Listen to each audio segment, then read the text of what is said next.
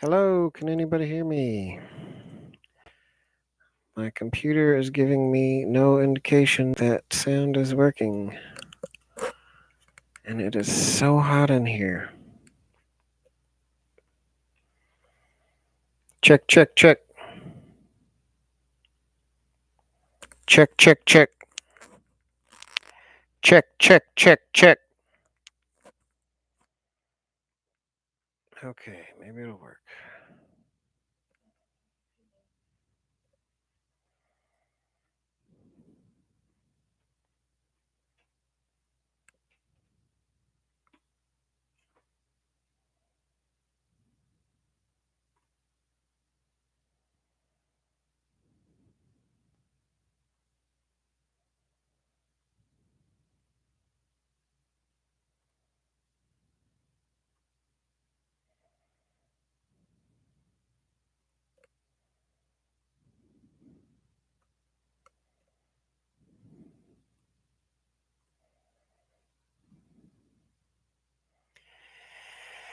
All right, let's see if we can get anything happening here.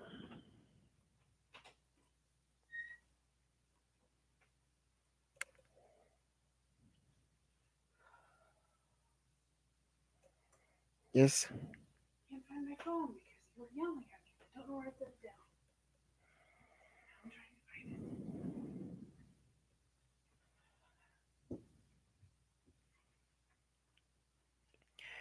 Okay.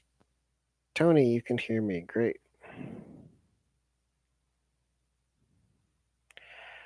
All right then, shall we get started? Share with your friends.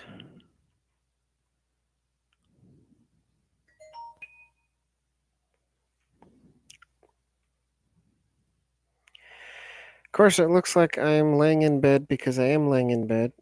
I suffered a fall about a week ago, and I broke my ankle, my tailbone, and my back. So I'm stuck.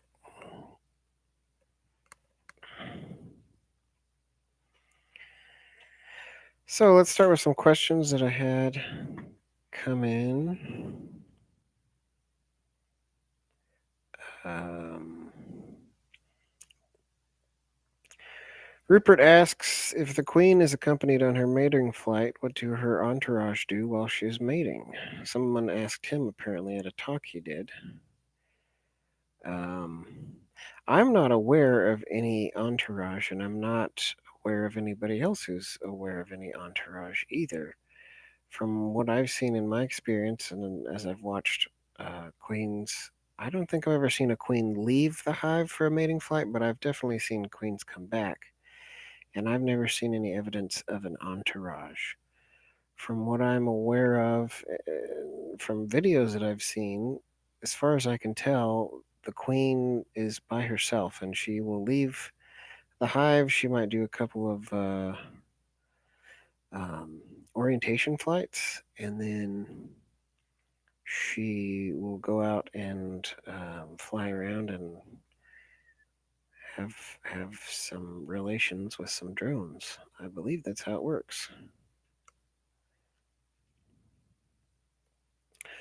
How many questions are there in the queue? I've only got a couple of questions that people wrote down in Facebook. So there's no questions in the queue. So if you just want to ask away, I'm here.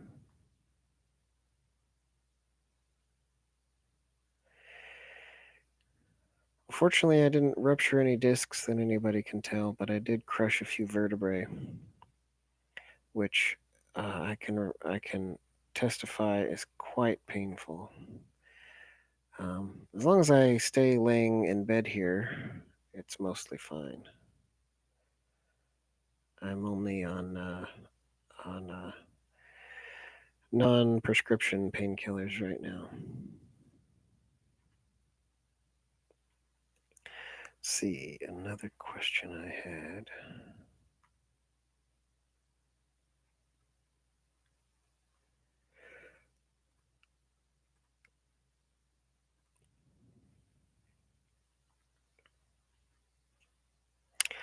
Do mites migrate from bee to bee in the summer? They can easily migrate in winter when bees are clustered. What I'm wondering is if bees combat mites by building more drone comb, letting the mites lay eggs in it, and then kicking the drones out of the hive. About half the frames in my brood boxes have starter strips that they can build whatever comb they want to. I had tons of drones earlier this year, but very few now. How long do drones live? Okay, let's start at the beginning. Do mites migrate from bee to bee in the summer? Yes, they do. They would do that most likely in the hive, or wherever bees would touch or be near each other. Um, Mites can be picked up off of the comb if they're crawling freshly out of the comb where they've been born and fed and raised. Then they'll pick up on a bee and they can go out and go traveling, or they can crawl into other cells. I believe that bees do combat mites by building drone comb. Now, that's giving them, I think, a little more agency than is deserved. I don't think they plan to do these things. I think part of the natural combat of mites, or at least the natural tolerance of mites, is um,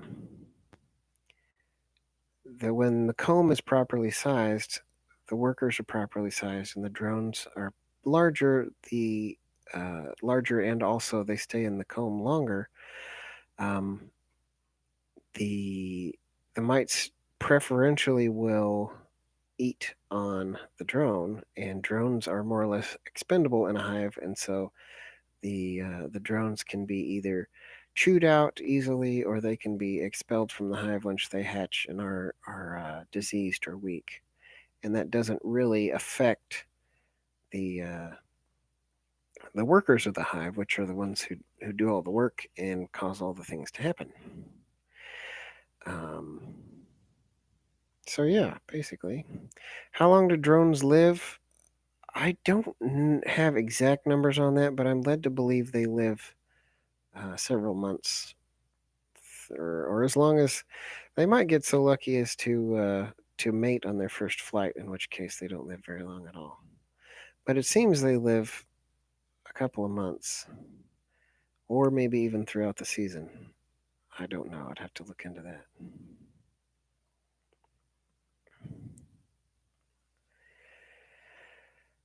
Tony asks, I'm new to your channel. Can you define what you mean by treatment free? Sure. We have a pretty substantial page in the Facebook group on what we mean by treatment free, but uh, just to kind of give you the Reader's Digest condensed version, a treatment is basically anything we put in or do in the hive that affects the pest or keeps the bees alive when the bees should be doing that for themselves. So, for instance, the most obvious thing is your standard mite treatments. We generally we don't use any of those. No antibiotics for brood diseases, and by no treatments, I don't just mean none of the chemically nasty ones like Kumafos. I mean like none ever whatsoever at all. Um, we tend to a lot of times people will assume that we do things like breaking the brood cycle or causing or letting the hive swarm. Again, that's things that do help, and that things that are more natural, and even things that we might recommend in the short term for beekeepers who are just getting started and want to get over that first winter, that first hump, and be able to split and increase their hives. But it's not something we would recommend in the long run. So that would be something like OTS queen rearing method, which takes that method and uses it basically on a continuous basis. We don't do that. We don't need to do that. So our goal is basically normal hives that go about their business throughout the year, um, and produce honey and do all the things that we like to do with beekeeping. That's the kind of bees that we want. And if the bees can't survive in doing those things, then that's that.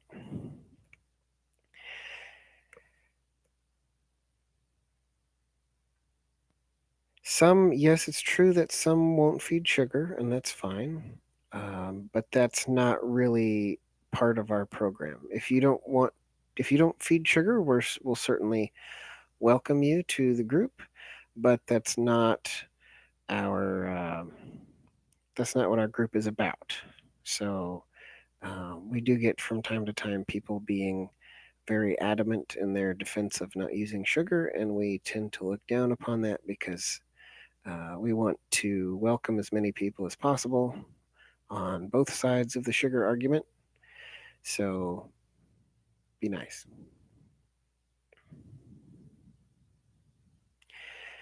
DC Man 2000 says, in one of the nukes that had queen cells when I left, they had queen cells in them again when I returned. Do you think they swarmed? That's all I could figure out since I only saw bees, no eggs or larvae. That's possible. I think he mentioned that he was gone for 3 weeks and there were queen cells when he left, and now there's queen cells when he returned.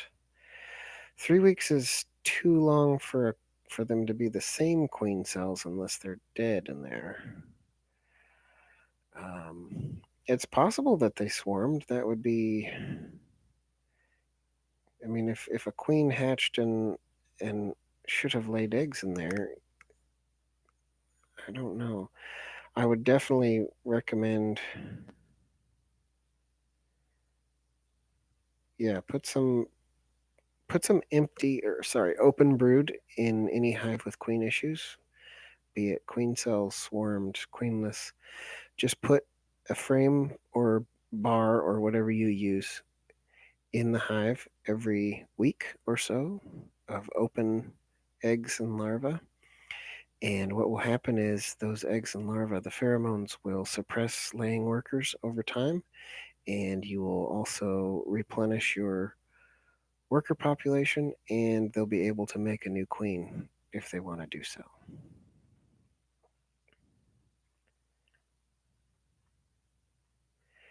Yes, just add another frame of eggs and larvae.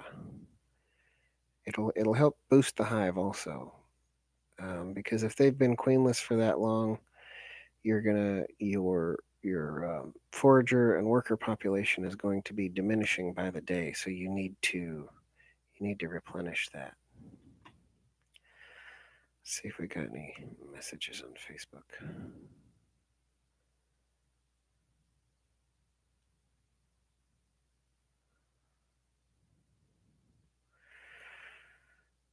M. Whitman Jr. asks, how about a general or not so general list of seasonal priorities to kick things off?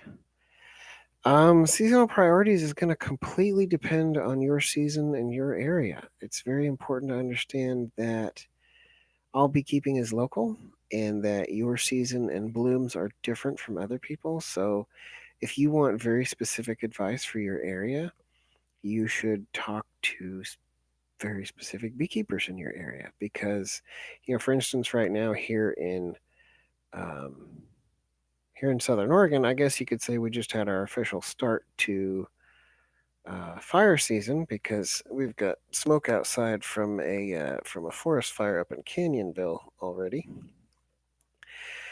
So that's exciting. So when that happens, when the smoke happens, I I believe that smoke reduces sunlight, which reduces flower output, which also seems to be rough on the bees. This time of year, we are sort of on the tail end of the blackberry bloom, and I don't know how much nectar blackberries put out, but it's not a huge amount, especially now as most of the berries are getting ripe and there's very few blooms left. But in your area, it could be totally different, and that's okay. But I don't know what area. Let's see. Can I pull up your profile? Your profile does not have your information on it. So I can't give you any more specific information than that. Yeah, just get to know a local beekeeper or observe your local flows and things and get to know that.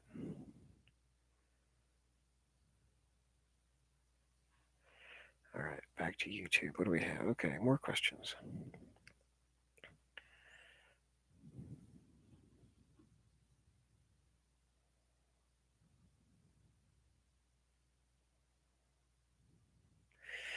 DC Man 2000 asks, I'm in Pacific Northwest, some 3 to 4 hours from you. I'm assuming up in Portland area. And the dearth is starting to kick in. Do you think it may be too late for queen mating? It will be too late for really effective queen mating, probably. I don't know when your dearth ends, but I'm aware that there's about a six week dearth generally up in your area, if you're up where I think you are. Um, so yeah, queen mating is not going to be particularly effective during dearths. Michael Bush reported this. He's had trouble with. What he reported was that queens would not go out for mating flights unless there was enough food. And so one of the things he did is uh, by feeding even a couple tablespoons of honey into a mating nuke, he could cause the queen to go out for a mating flight. So I think it's an issue with the queen. I think the drones probably still keep flying. Also, one thing to think about during a dearth time is, especially when it's hot in the summer, is that bees will give up on collecting nectar and pollen and will focus most of their energy on collecting water to keep the hive at a good temperature. So you're going to lose all sorts of productivity there when the temperature gets up.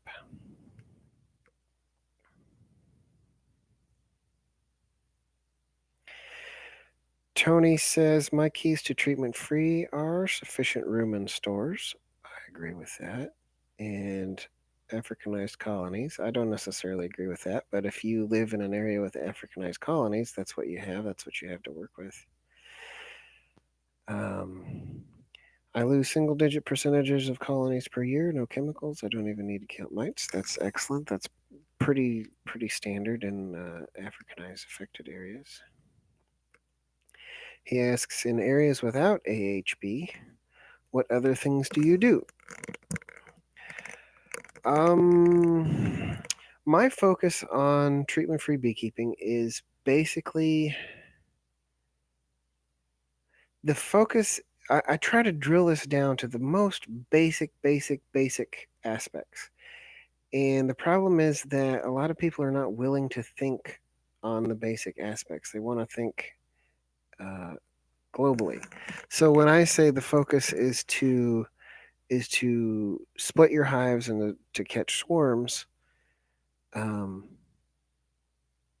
a lot of people I get regular criticism for that because, oh, you just catch swarms to replenish all your hives and all your hives die and then you catch more swarms. That's not beekeeping.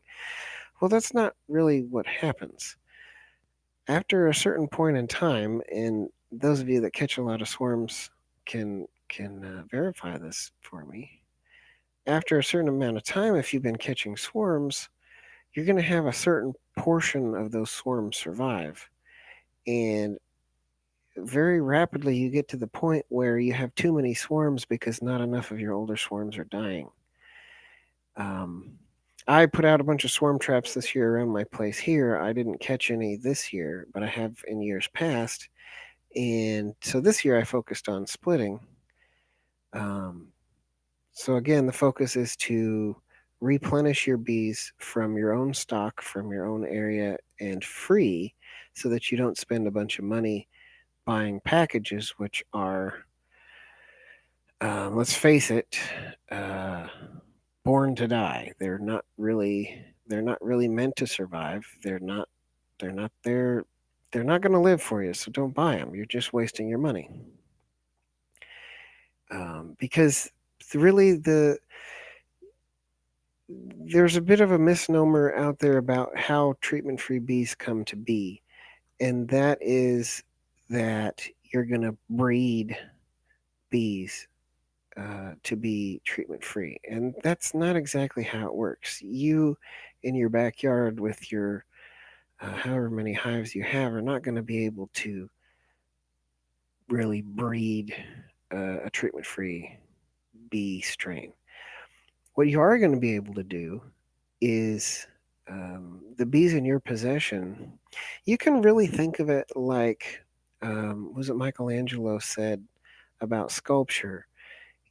The job of the sculptor is to remove all the pieces of marble that um, are not your sculpture, right? So in the bee population, you're going to be removing all of the bees in the population that can't survive, leaving a core of bees who statistically what you have is a population of bees with the correct traits and mix of traits that allow them to survive in the face of parasites and diseases. Now, as time goes along and the worst of the worst are removed, that core of what you might call resistant bees are going to be, their effect in the gene pool is going to become greater because everything that doesn't have what they have is going to die off. Now, any any hive that comes from that group is still have to run the statistics to see if they're able to survive. And so you're always going to have a certain, even at a climax population or a sustainable population, you're always going to have a few hives that die every year. I tell people to expect at least a 20% loss every year.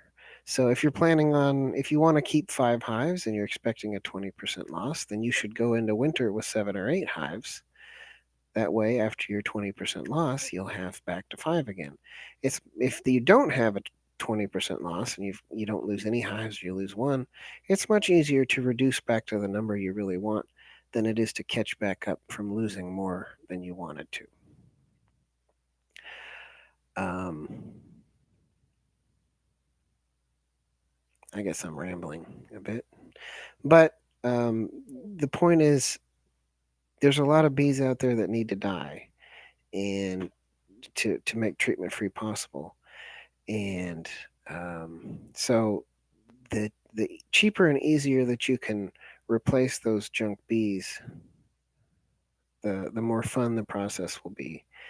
And ultimately, you're going to find bees that can survive, and by splitting those and catching swarms from those, you're going. That's what's really going to be creating the treatment-free bee population, and it's a really a population. It's not just, well, my bees in my backyard are treatment-free. It's really about a what's a good word? Don't want to say universal, a global population. Global in the sense of broader than what's in my backyard. Matthew says, "Did you fall from a ladder?" Something like that. I don't want to get into details. I may talk about it later, but with insurance and stuff, I'd rather just not get into details right now until that's all figured out. But I did fall from at least 15 feet, landed mostly on my legs and, kind of buckled into the ground. So I may or may not have broken my tailbone with my foot that is also broken, and then which also broke my spine. So such is life. I think in the future I'm going to be somewhere between a quarter to a half an inch shorter than I was a week ago. Um, I wasn't particularly a tall person to begin with. I was only about 5'9". And everybody gets shorter as they get older. So I guess I just jumped the gun a little bit.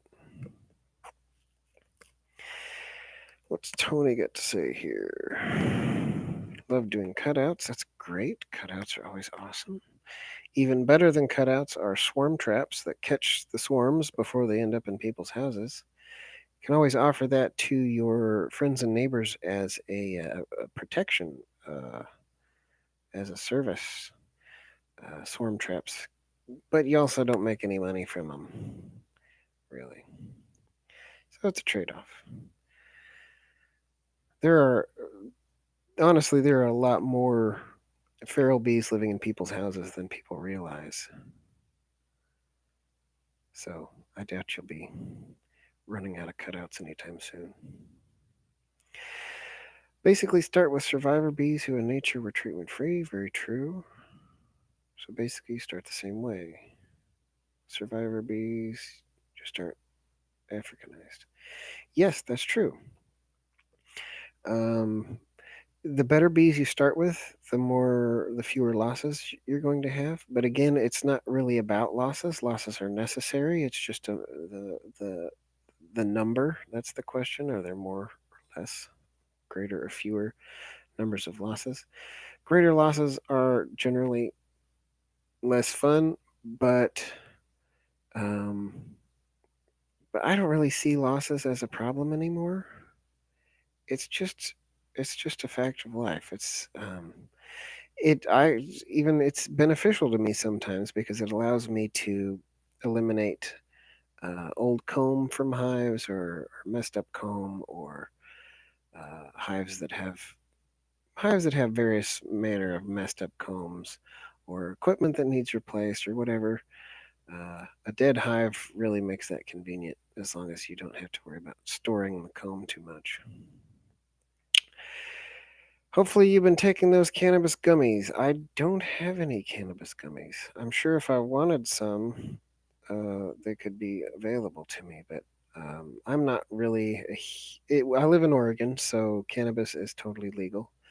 I have tried it. I'm not a big fan, so I have not really had anything to do with it in quite some time, other than my business being tangentially related to the weed business. My main business, not the beekeeping business. And just a note on beekeeping and cannabis. Whenever you see somebody trying to tell you that they have honeybees, that there's a video running around a couple years ago about it showed honeybees all over some cannabis plants, and he was claiming he was getting THC infused honey. That is a hoax. There's no such thing because there is cannabis infused honey, and that's artificially done. I mean, you take the oil and you dump it in the honey and you mix it up, and that's cannabis infused honey. But um, bees don't collect nectar from cannabis plants because cannabis plants do not have nectar. They are wind pollinated, so they don't really have flowers. They have they have buds that receive pollen grains from the air and become fertilized, and so they don't need bees. So that yeah, there's a good one.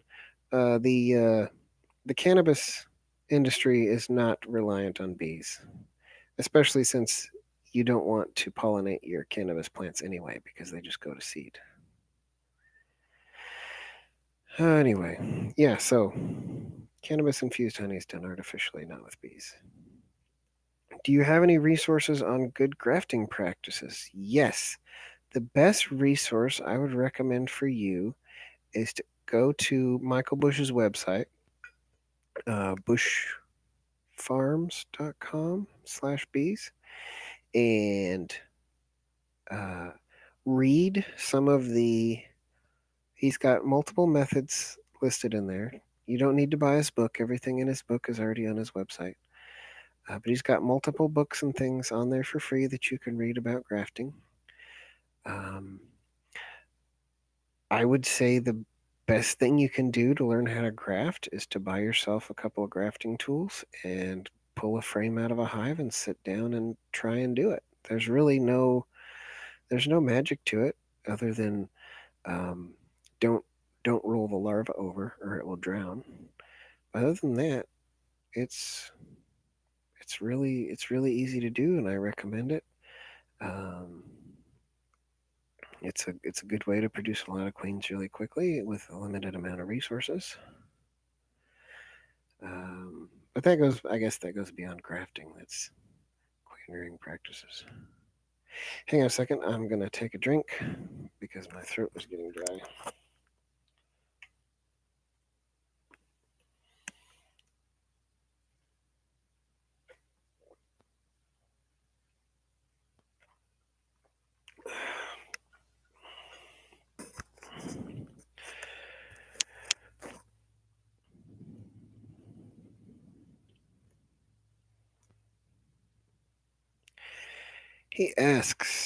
DC asks, what do you figure you'd sell a nuke for? I haven't sold nukes in quite a few years.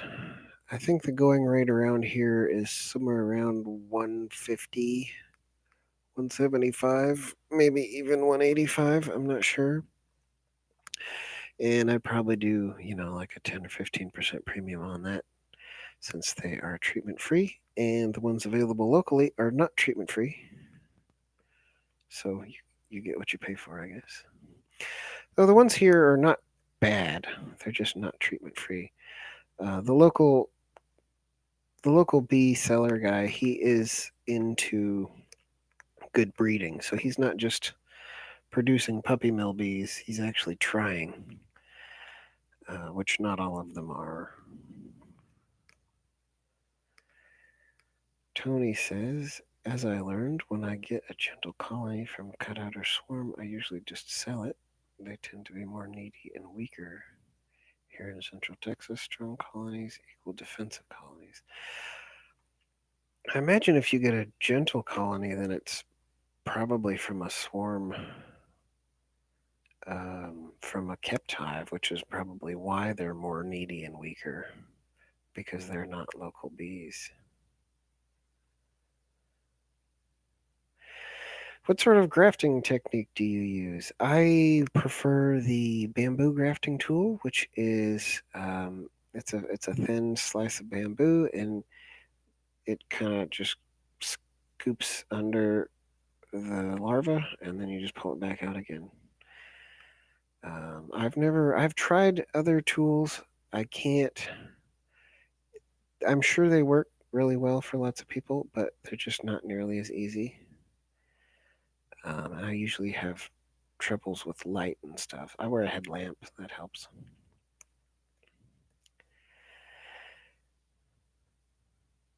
So yeah, the best thing you can do, I describe it like taking a tiny spoon and picking up a tiny Cheerio out of a tiny bowl and putting it in another tiny bowl. And that's really all there is to it. Whatever motion or tool you can find to do that works best for you, go ahead, because there's no rules. For a wooden nuke box and 5 frame deep nuke, do you think you could get $200? I imagine so. Trying to make a little dough on the side, support for other expensive hobbies like woodworking. That's great. Woodworking is a very good companion hobby for beekeeping. Um, I do. I don't do any fine woodworking, but um, I work on wood, make things out of wood, and so I've got. I think as far as beekeeping, the indispensable tool that you're going to need is a table saw. I guess you could get away with a radial arm saw, which you can find these days because everybody seems to be selling them. But a table saw, you can make just about anything you need, especially if you're willing to switch up measurements all the time. Um, and then the thing that you don't need necessarily, but I have found extremely useful is a sliding miter saw. That has been, I bought a refurbished DeWalt sliding miter saw, and that is one of the most, if not the most, I mean, it's right up there with the table saw. It's one of the most useful tools I've ever purchased for working with wood. Very much worth it.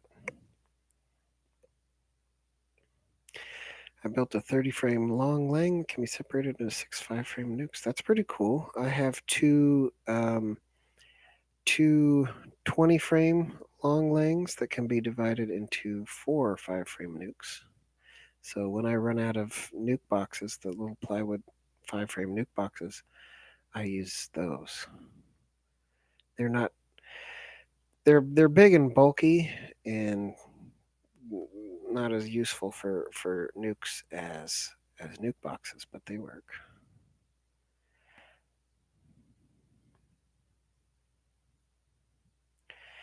All right, let's see if there's any questions out of Facebook.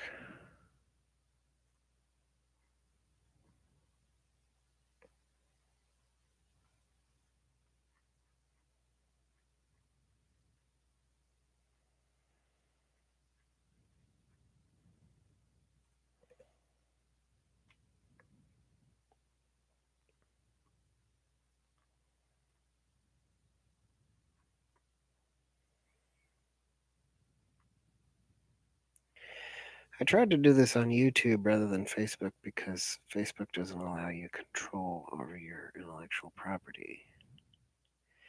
But when YouTube gets started, you can't make any changes to anything. So if something goes wrong with audio, like happened earlier, you're just out of luck.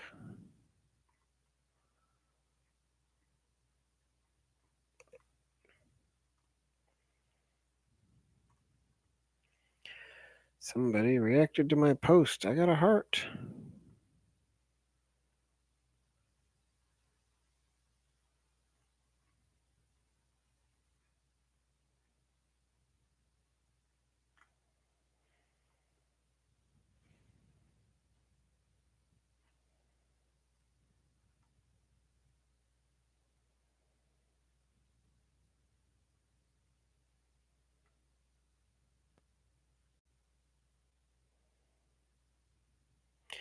Old growth redwood. That's nice. I assume it's used. Can't get that stuff new so easy. There really isn't any old growth redwood anymore. As far as I'm aware, it's pretty much all been logged.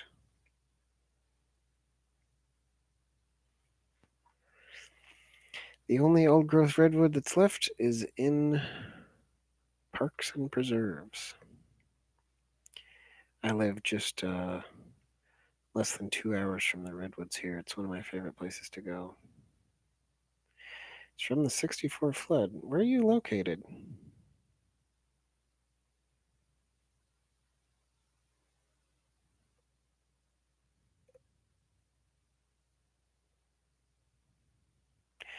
Oh, you said you were from further up north.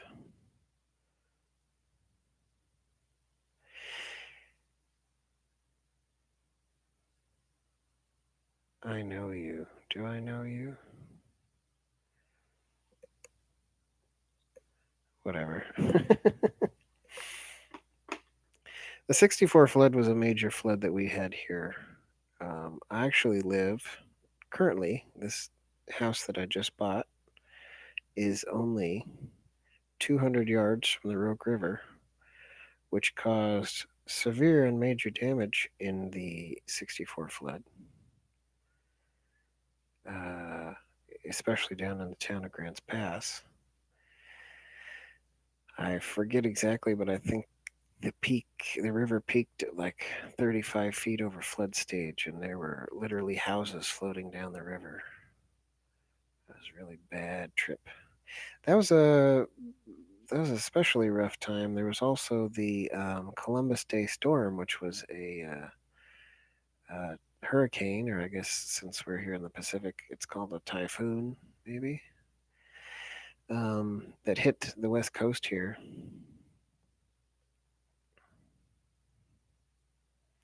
Oh, are you the dude down in Eureka who probably has access to old growth redwood? Who I'm thinking about?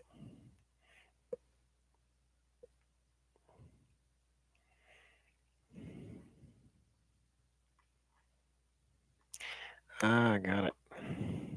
Well, since you didn't want to say your name, I won't say it either.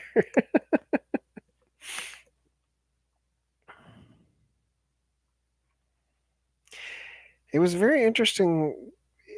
It's very interesting here being. I'm only about 2.5 hours in from the coast. So, but our weather here in the Rogue Valley is profoundly different from that down in the coast. And so, a lot of times, what happens is beekeepers down on the coast, there are no bee suppliers down there, and so they'll buy their bees from the local producer here. The problem is because it's pretty consistently 65 degrees and rainy on the coast, um, it seems that bees just kind of assume it's permanently spring and they just swarm and swarm and swarm and swarm. So if you could get a more locally sustainable population down there that can um,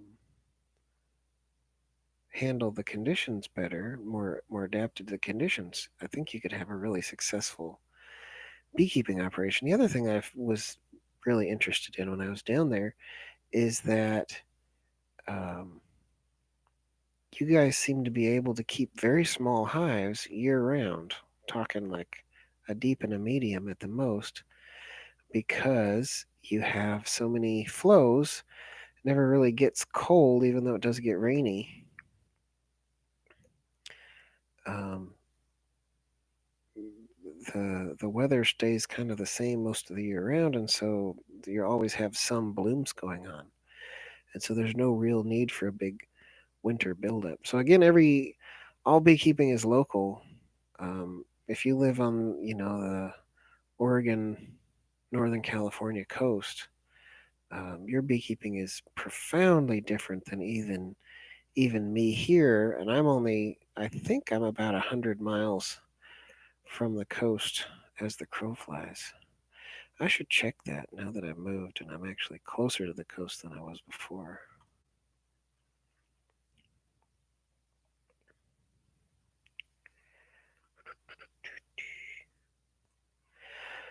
All right. I'm going to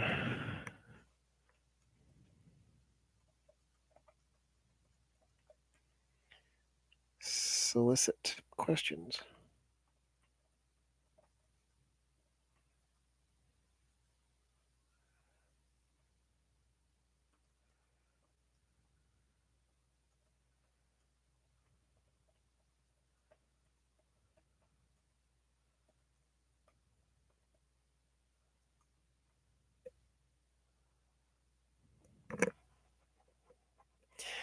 Man, it's sweaty laying here. It's like 90 or 100 degrees outside, and the air conditioning is on, but the last week that I've been stuck in bed here, I've had the ceiling fan on. The ceiling fan's not on right now because I'm trying not to make too much noise in the audio. Come along with me. You can see what it's like being a treatment-free beekeepers administrator. So I got 7 requests. Confirm. Just gonna let everybody in.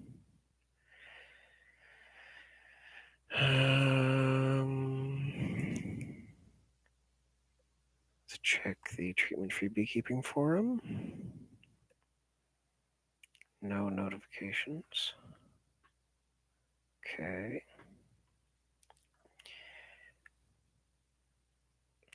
Hello from Rhode Island. Hope you get better soon. I appreciate that. Unfortunately, mending broken bones takes a good long time. I've been told to expect to be in bed for at least a month. They told me I should be getting up and trying to get around a little bit so that I don't get,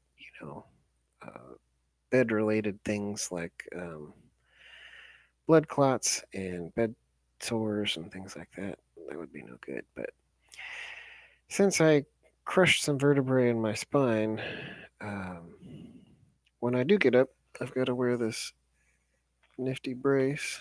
I don't have to, but I do because it makes things hurt a lot less. Um, yeah. I've got this massager doodad to keep me um, I'm getting too tight. My back and neck. Got to do that about twice a day on my back and neck, or else I get all crunched up. What have I been doing with bees this year? So last year I had a pretty bad, as far as I can tell, when I was out on fire duty, working as a firefighter this last year. My main yard out in Rouge, Oregon, which is that way up over the mountain. My main yard seems to have had a pesticide kill and lost all the hives there. So I'm starting back up from a couple of hives that were in other yards. So the things that I've been trying out have been um, uh, Sam Comfort has been. I don't know if you've seen Sam Comfort's new hive paradigm. I guess we're calling it the Comfort Hive. I like to call it the Anarchy Hive, but whatever. He basically takes 1x6 rough cut lumber and he cuts them at. I think he makes them 1 foot square. I don't know if that's inside or outside. I don't remember. And then he puts two little frame rests on them, and then he uses the extra large barbecue skewers as top bars. And so he takes a lot of these, makes up big ones of these that serve as larger hives. And then when spring comes, what he will do is he'll divide them out, and he actually makes these mini nukes. Right, so we're talking about a nuke that's a foot squared, right? Then he divides that in half, and then he puts on each side of that he'll put one bar, which again the bars are literally, the comb is literally that big. We're talking tiny tiny nukes here, and there will be one frame of open brood on either side of the divider, and that's to keep them warm in the middle. And then there'll be I think like a frame of stores and some empty bars, and then a couple of shakes of bees, and that is the entirety of the nucleus hive. And it's pretty amazing. Those nucleus hives with just a handful of bees will raise half a dozen queens, and one of them will win, and you'll come out with about 80% will end up with a high quality queen. And he's started to do that. And this year I tried to do something similar. I took one of my hives that has both deep and medium frames, and or did I get those from two different hives? I don't remember. Anyway, I made three frame nukes out of mediums and three frame nukes out of deeps. Um, Only one of the three deeps survived, but all three of the mediums survived. Each one of those had one frame of open brood and one frame of honey, and maybe a frame of pollen. But the key is only one frame of open brood. And so 4 out of 6, that is 66% success rate. It's kind of hard to put a solid number on such a small um, sample size, but it works and it's really easy, and it doesn't require a lot of resources. It requires very few resources. You could take one hive that had 8 or 10 frames of brood, and you could turn that into 8 or 10. You'd probably get 6 new hives out of it. Just and then you can take the old queen and put her on the one frame of brood that she came with, and leave that at the old location, and that hive will even still make some honey because they'll have less brood to take care of for a while. The other thing you can do, if you can't move the new nucleus hives to a new location, a couple miles away at least, you can put them in a basement or somewhere for 3 days. Um, Make sure it's a place where there's no light and your boxes are sealed up well enough, still with ventilation. Uh, Mine, I had a problem. There was a couple of little holes in my queen castles, and bees kept getting out. And then I had them in the room where my water filter is, or my water tank, my water pressure tank, what my well pressure tank, is in a little room under a little closet under the staircase. So it's nice and cool, and quiet in there, and so I stuck them in there. And bees kept getting out and coming under the door and buzzing up against the window. But if you keep them in there for a few days, they'll have a lot fewer of the bees will return to the old hive. The other interesting benefit is because they're so small, they grow a little bit more slowly to begin with, and so you have a little bit of extra time before you need to expand that nucleus into a bigger hive. Um, so they won't swarm on you as quickly. Which, for a guy like me, who's kind of got cluttered mind and a bit of a procrastinator, that's kind of a benefit. Give it some extra time. All right. Pete asks, what's the latest you can split safely without introducing a mated queen? I don't know. I've never really done splits before the summer dearth. Wherever I've lived, whatever the summer dearth is, I do splits before that and do queen rearing before that, so that um, the best thing I can say to you in that case is try it. I mean, the worst thing that'll happen is it'll fail and you'll have to recombine the hive. Um, it might even, in some places I've heard people talk about it working in the fall because you'll have a really good flow in the fall and you'll have plenty of fertility going around. Tony says a couple of other notes that help keep the hives in full sun. Yes, I have mine. Mine are under a tree, but they're not in shade most of the time. I have multiple locations now, so um, sun is generally accepted to be a good idea, especially if you have um, beetles. If you have beetle problems, sun is supposed to be a good idea. I don't really have beetle problems here, though I might now that I've the where that I've moved to is a place that has more sandy soil, so beetles might have greater pressure now. I have yet to see anything like that, but we'll see what happens. And oh, my back. Um, under a deciduous tree, I think would be good because you get a little bit more shade. And by under, I don't mean like totally shaded all day long.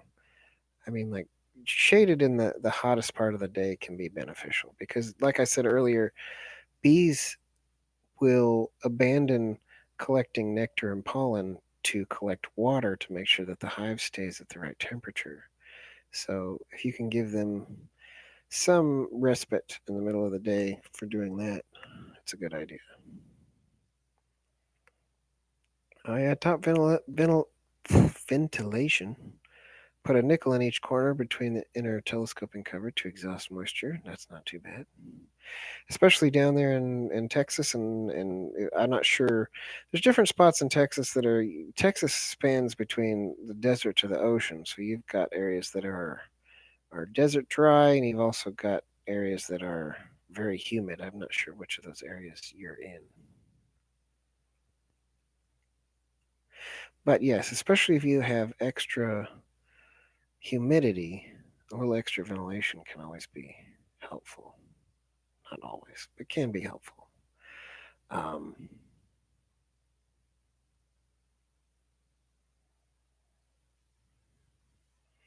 Here in the summer, it has been a little bit humid here. I had some bearding issues. I also was keeping my entrances fairly small to try and keep down on robbing.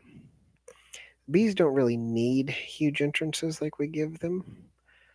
They're generally, I mean, if you imagine, a 16-inch wide, 3/4 inch thick slot of an entrance, even with full traffic, bees coming and going, there's still a lot of empty space that's not being used at any given time. Bees don't need that much. I've never seen a wild hive with an entrance larger than. I'm going to say the largest entrance in a wild hive I've ever seen. I'm going to say. I'm going to say 3 or 4 inches around. A knot hole in a madrone tree. I think is about that big. That's a tree hive up here in Roosh, Oregon. I say up here. I'm down by the river. I'm at 1,000 feet elevation. Up in Roosh, where I grew up, is 1,500 feet elevation, and I have to go to get there from here. You have to go over a 2,000 foot. I guess you could call it a pass. They don't here. They don't even call it a mountain. It's just called a hill, Jacksonville Hill.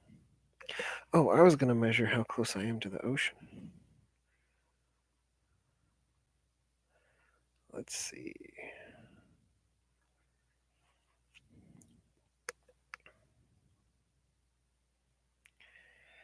Distance in miles, starting here. Zoom out. All right, directly to the west of me is Gold Beach, Oregon, which is, wow, it's only to the shore, to where the water meets the sand, according to this picture, is 65 3/4 miles. So that is not far at all.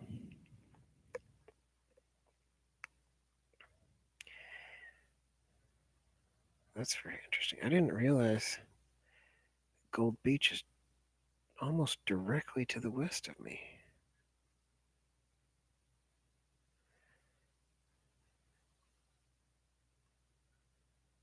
That's very interesting. Anyway, because to get over there you have to travel on 199, or at least from here you got to go I-5 down to 199, down to 101, and then you go back up into Oregon because there's this big wilderness area. I think it's called the Kalmiopsis Wilderness Area. That's between us and the coast, which is regularly burned off by wildfires. The most massive of which was the Biscuit wildfire, which happened back in, I think, 2002. And then again this last year, um, up here west of Grants Pass, we had a really big forest fire that burned. Basically, we get forest fires around here, and 90% of them are put out within 2 or 3 weeks, but 10% will basically burn until it snows because they're in areas that are too far out. What size swarm box do you use, and how hope do you get? Oh, and how hope you get on your feet soon. Thanks. Thank you. Appreciate that, Matt Sweeney. Is that the Matt Sweeney I knew when I was a kid?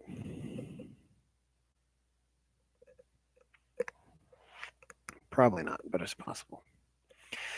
The optimum size swarm box you want to use is around, just off the top of my head, I believe it's around 35 to 50 liters.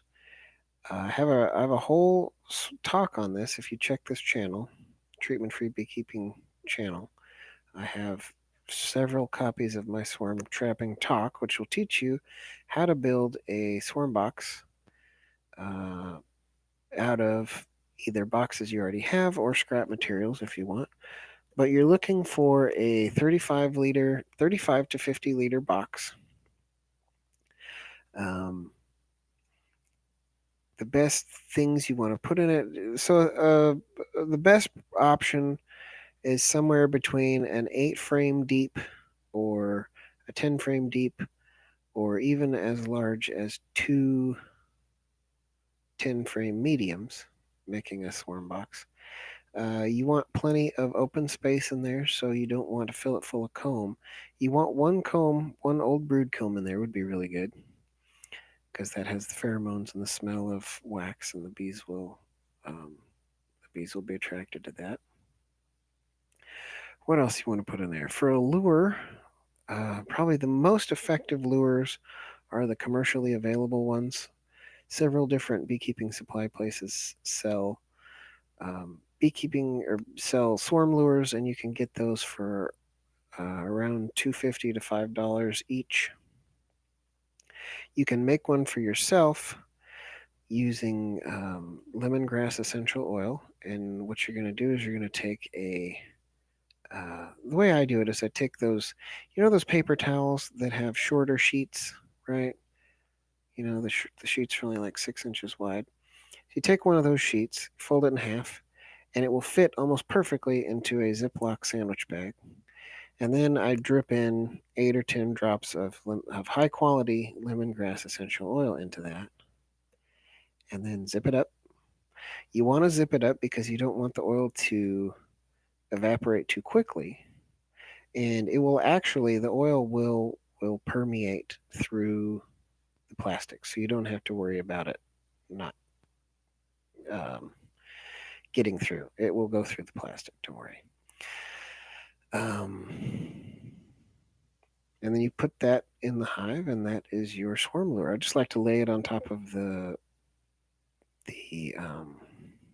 top bars in there. The bees, if a hive moves in there, a swarm moves in there, they will chew it up if it's in there for too long. So if you catch them pretty quickly before they move in there, you can get the bag out before they chew it up. If you don't get to it quickly enough, they'll just chew it up, and you'll peel it out in pieces later. It's not that big a deal, but it might be annoying. You want to put a swarm trap up off the ground, preferably, but even on the ground will work. Anywhere will work, but they generally like to be. Um, I put them at the top of a 6 foot ladder because I really don't want to get much higher than that because hey, I might fall off and hurt myself. Um, but I've also stuck them on top of buildings in towns, on roofs in suburbs.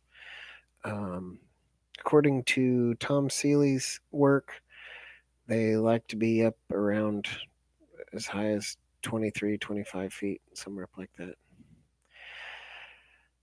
But again, be safe. Don't fall off of stuff. You wouldn't like it. I've done it. You wouldn't like it. Um, and it's also expensive and causes permanent damage. See, that's the thing about back injuries. Back injuries are forever. Back injuries never completely get better. That's just a fact of life. So don't hurt your back. A spine is a terrible thing to waste.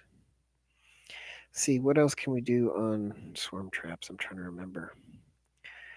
If you make up a bunch of swarm traps, set them outside. You never know when you're going to randomly catch a swarm. Um, Later in the year, the ones that didn't catch swarms, you can always reprocess back into using them as supers or something for other hives, or nukes or whatever. Um,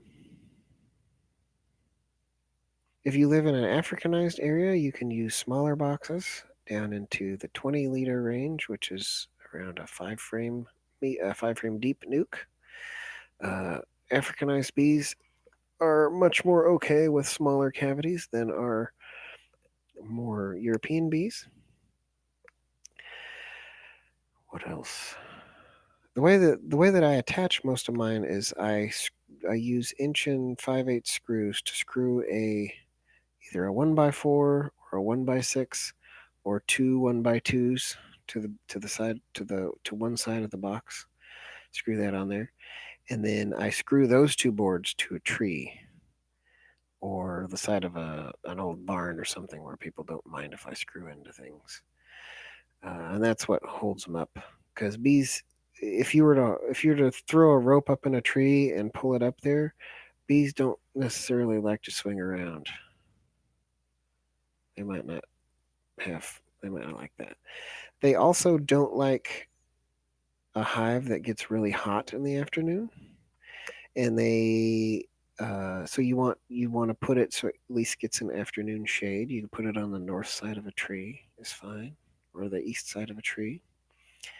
And they also like entrances which are basically the equivalent of a 2-inch hole, 2-inch round hole. So that can be a 2-inch round hole, or it could be a 2 by 1 inch slot, or a longer. I don't know. They don't need very big entrances. They're looking for a big enough entrance to ventilate the hive, but a small enough entrance to guard easily. So you can think about that. Rick asks, do you test for mites on your hives? No, I don't. I don't really have any reason to test because there's nothing I'm going to do about it. My general metrics for whether or not I'm working with good bees is, first of all, they got to be reasonably gentle. I don't want to work with mean bees, and I don't want to put gloves on. So I don't like getting stung more than anybody else. I'll tell you that. So they've got to be nice bees, first of all, and secondly is how well do they perform? Do they bring in honey? Do they brood up at the right time? Do they shut down brooding at the right time? Do they use a lot of stores in wintertime? Um, Generally, if you get hives that work well in your area and your conditions, whatever they're doing, if they're doing it well, they're also not going to have a problem with disease. So uh, I don't really feel that there's a big need to test for mites. Because again, I'm not trying to control mites. I'm trying to be interactive with the wild population of bees. If the bees can be absolutely infested with mites and make 200 pounds of honey and survive the winter, then so be it. I have no problem with that. It's really, in treatment-free beekeeping, it's really their business to to handle their disease.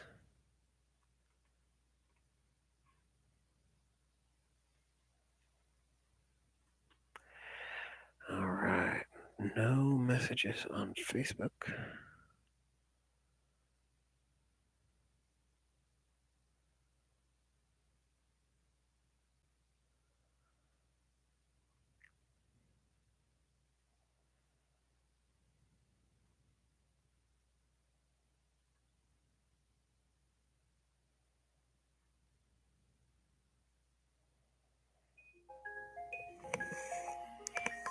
Mm.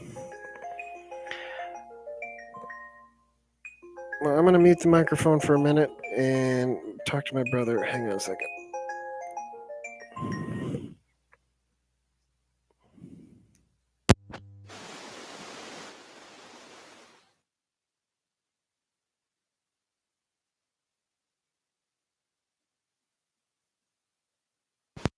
Well, he hung up.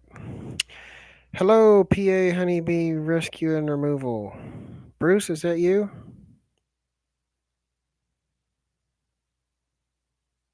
Or is that somebody else?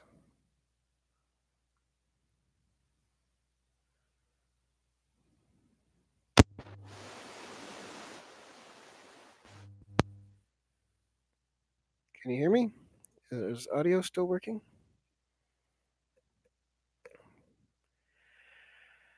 Well, do you have anything you want to say? I hate dead airspace, but such is life. I was hoping for more questions.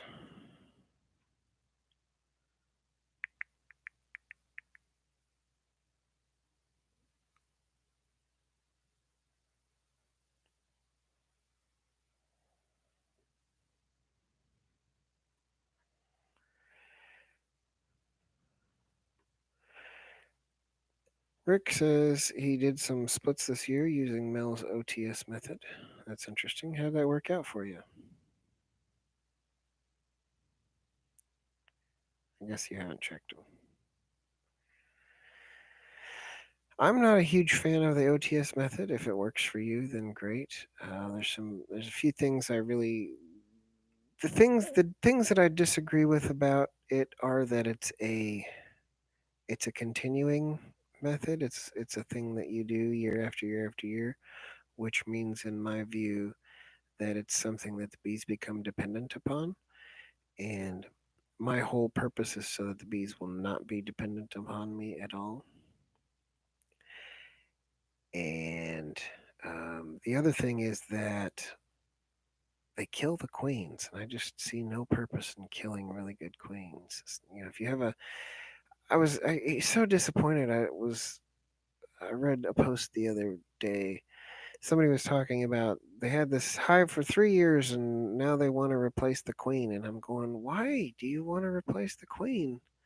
This queen has survived and apparently served you well for 3 years, and now you just want to smush her? Like, why would you do that? You know, at least split the hive. Give him the chance to supersede her and replace her with one of her daughters. Like, why would you want to get rid of something that's working well for you? I think the traditional requeening paradigm is just not useful. Um, I think it's actually harmful to the species, to the practice, to the hobby of beekeeping. I don't think there's any reason to requeen at all, unless you're. Firstly, you shouldn't be buying queens. You shouldn't be buying bees at all. If you want to requeen because a hive is, maybe it's got a brood disease problem, or the hive's really mean, that's a good reason to requeen. You should requeen from your own stock. Never be reliant on someone else to provide you queens, and never spend money on bees. You can spend money on equipment. Don't spend money on bees. There's a story I tell a lot about a hive that I had back in Arkansas. In fact, it was the oldest hive that I ever had. It was a hive that I initially purchased as a package in 2003. When I started beekeeping, I purchased 20 packages. Now I say, of course, don't buy packages, but back then they were a lot cheaper and they survived quite a bit better. And so I bought 10 medium and 10 deep. No, that's not what I meant. I bought 10 Italian and 10 carniolan bees. That was just another issue. I don't believe in genes, in not genes, but I don't believe in breeds anymore. If you buy a bee that's a carniolan, it's probably because it's dark, and if you buy a bee that's an Italian, it's probably because it's light. And they might even be sisters. So at this point, bees are mixed around so much. People are buying back breeder queens back and forth from each other all the time. I really don't believe in bee breeds. Like, literally, just don't believe in them anymore. Anyway, so I bought these bees, and this one hive lasted from 2003 all the way into 2013. It was actually the spring. Was it the spring of 2014? It was 10 and a half years, whatever it was. Or it died in the winter of 2013. So it lasted from April of 2003 to the winter of 2013 is when it died. And the fall of 2012, I went in and looked at this hive, and it was just loaded with mites. There were mites. You could see mites crawling on the comb. You could see mites in the brood. You could see mites on bees. Like, if you were doing a mite wash, you would get a lot of mites off of this hive because there was you know just mites everywhere. Obviously, mites everywhere. And so I figured that this hive was going to die. And so I didn't bother feeding it. I didn't bother closing up the entrances. I didn't bother doing any sort of maintenance or anything for winter. I just closed them back up and wrote them off. And I had one hive die that winter, and it was not that hive. It was a different hive. I think it went queenless, and it died. And so that hive survived into the next year, and I used it as a nuke. And at this point, I will, it wasn't doing great. It wasn't producing a lot of honey or something, but it survived into the next year, and I used it as a nuke to make comb. And that's a really fun thing to do if you need to get comb made pretty quickly. If you put hives into 5 frame nukes, and then put a new frame of either foundation, or if you're foundationless, put an empty frame in there in the middle in a 5 frame nuke. And then depending on how fast they do it, every week and a half or 2 weeks or so, you take one frame off the outer edge, move the frames out, and put another empty frame in the middle. And you can you can get a new frame, deep frame of comb drawn every week or two, pretty much continuously throughout your active season, and it works really well. And then you can use those other frames that you take out, which will have usually they'll have sealed brood in them and a good portion of honey. You can use those to boost up another hive. If you've got 5 nukes going at once, each you can take each one of those frames and start a new 5 frame nuke, and ta-da! Now you have 6 hives instead of 5. You can use them for. You can take out a frame with open brood and use it to start new hives, as long as so you have some open brood so they can make a new queen. Mm. All right, we still got 6 people watching. Not much action going on. Sorry, I'm not more interesting. I figured since I was here, laying in bed, I might as well share my knowledge with you. I don't particularly consider myself that interesting to listen to, but you might. I don't know why.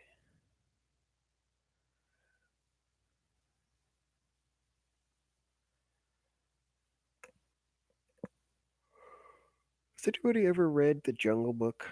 The Jungle Book 1 and 2. They are really good books. They are. If you watched The Jungle Book growing up, the cartoon, it doesn't hold a candle to the books. The books are first they're written in back in the mid to late 1800s, so they've got a totally different style, um, totally different understanding. The characters are totally and completely different. You get a lot more. You get a lot more stuff out of the wolves. Baloo the bear is not, just some jokey bear voiced by Bill Murray or somebody. It's really a classic. It's really classic literature. Really good. Really worth. Oh, okay, we got another question. Petra asks, "What is a mite bomb? A beekeeper is bombarding me. Not sure what that means." Okay, what is a mite bomb? The idea behind a mite bomb is that in the fall, uh, the mites in a non-resistant or non-tolerant hive are going to be breeding like crazy throughout the summer, and in the fall, the mite population is at its maximum, and at the same time, the bees are now going to be reducing their brood, and so instead of a bunch of those mites being in the brood reproducing all the time, because there's much less brood, more of the brood will be infested with mites, and more of the mites will also be out on the bees and around the hive. And so, this is according to the theory. I'm saying this is the theory. I'm not saying this is actually what happens. According to the theory, and in the sense of unresistant bees, it's probably somewhat accurate. Um, Now this hive is going to begin to collapse because there's so many mites. There's so much damage from the mites. The mites have chewed into the worker bees. Um, they're causing diseases, viruses to spread. There's mites all over the place. This hive is getting weaker and weaker. It's going to be start to be robbed by other hives in the area. And of course, those hives are going to be taking some of those mites home with them as they're fighting, squabbling with the other bees over the honey. Some of those mites are going to get picked up and returned out to the area, and that spread of mites through the area is going to be what we call a mite bomb. Now, I have a few problems with the mite bomb theory. Um, Number one is that if you have mite resistant or mite tolerant bees, mite bombs aren't a problem. I had one hive this last year who definitely, it was a swarm that I'd caught this last year. Nice big swarm, did really great throughout the summer, collected a bunch of honey. Um, the classic mite collapse happened in this hive. You might call it a mite bomb, whatever. It's kind of a salacious term. But there's other hives in the area. My other hives in that area had no problem with mites. Now, according to the theory, that mite bomb should have killed all or most of those hives. And when this person is probably hounding you about your bees being mite bombs, they're afraid that the mites escaping from your hive are going to kill their hives.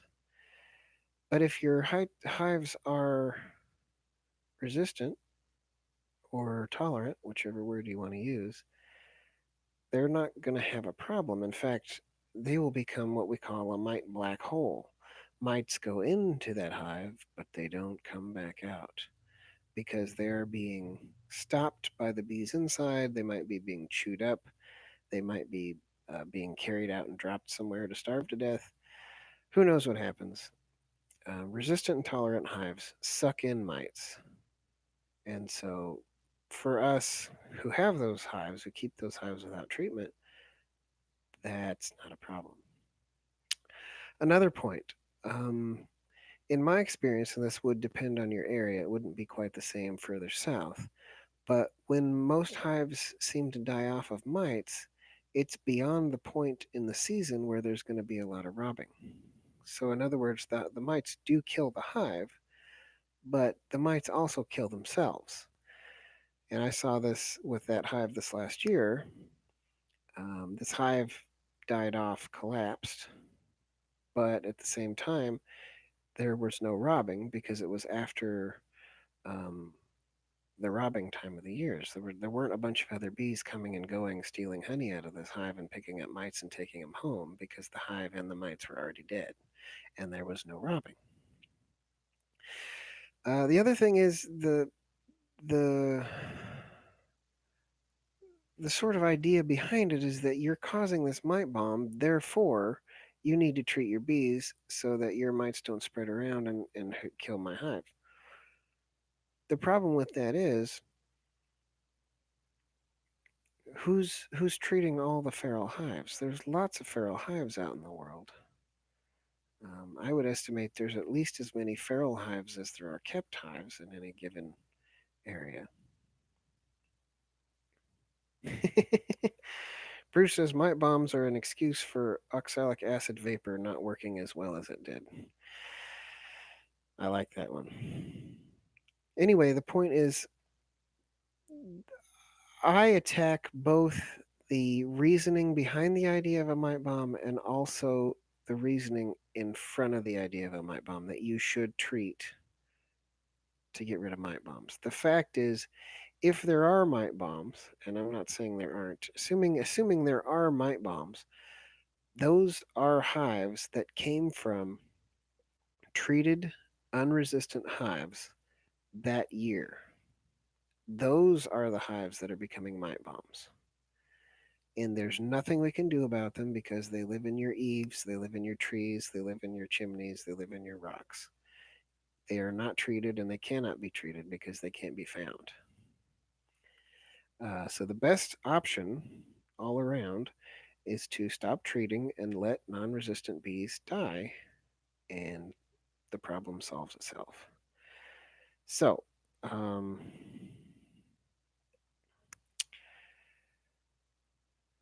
The best thing you can do is just ignore the other beekeeper. What I do is like my, it's kind of weird that my bees are causing these mite bombs and killing your bees, but my bees aren't dying and your bees are. So see, there's a fallacy in there that Bruce refers to, in that um, if I treated and my bees die, therefore your bees caused my bees to die. There's some missing logic in there. If I treated, maybe I didn't treat properly. Maybe I didn't treat with a treatment that's effective. See, that's what he's talking about. When oxalic acid vapor or some other treatment quits working, in the old days, they used to switch treatments, right? When Apistan quit working, they didn't have anybody to blame it on because they didn't have nobody had created the mite bomb theory yet. When Apistan or Kumafos quit working, they created new treatments because the obvious problem was that the mites were becoming resistant. And that's the mechanism of any pest. Now we have Roundup resistant weeds and things. Over time, as you like I mentioned before, you're going to take that block of marble and you're going to remove everything that isn't the statue, right? Over time, if you spray millions and millions of weeds with Roundup, you're going to come across a couple of weeds that aren't going to be affected. And those weeds are going to breed, they're going to reproduce, and now you're going to have a bunch more weeds that are no longer susceptible to Roundup. And the same thing goes with the mites and um, and the treatments. You're going to be treating, Kumafos started being used in Europe back in the 80s before mites even made it to the United States.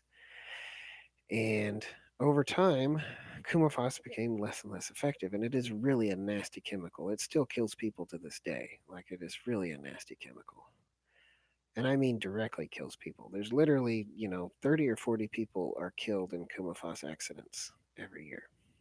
Bad, nasty stuff. Um, but if you're gonna kill off hundreds of millions of mites over the years with this chemical, eventually you're gonna find mites that are not as affected by it, and those mites are going to reproduce. And now you're gonna have a bunch more mites that are not affected by it, and you're gonna keep killing off all the ones that aren't affected by it, and you're gonna keep breeding up all the ones that aren't affected by it. And that's exactly why we say um, if you treat your bees, you're creating weak bees and strong mites because you're picking out of the population those mites that can survive. And at the same time, you're protecting the bees that need that pressure to learn to survive. You need that pressure to remove the weak bees from the population. If you're killing off all the mites, you're protecting the weak bees in the population and they get to breed more.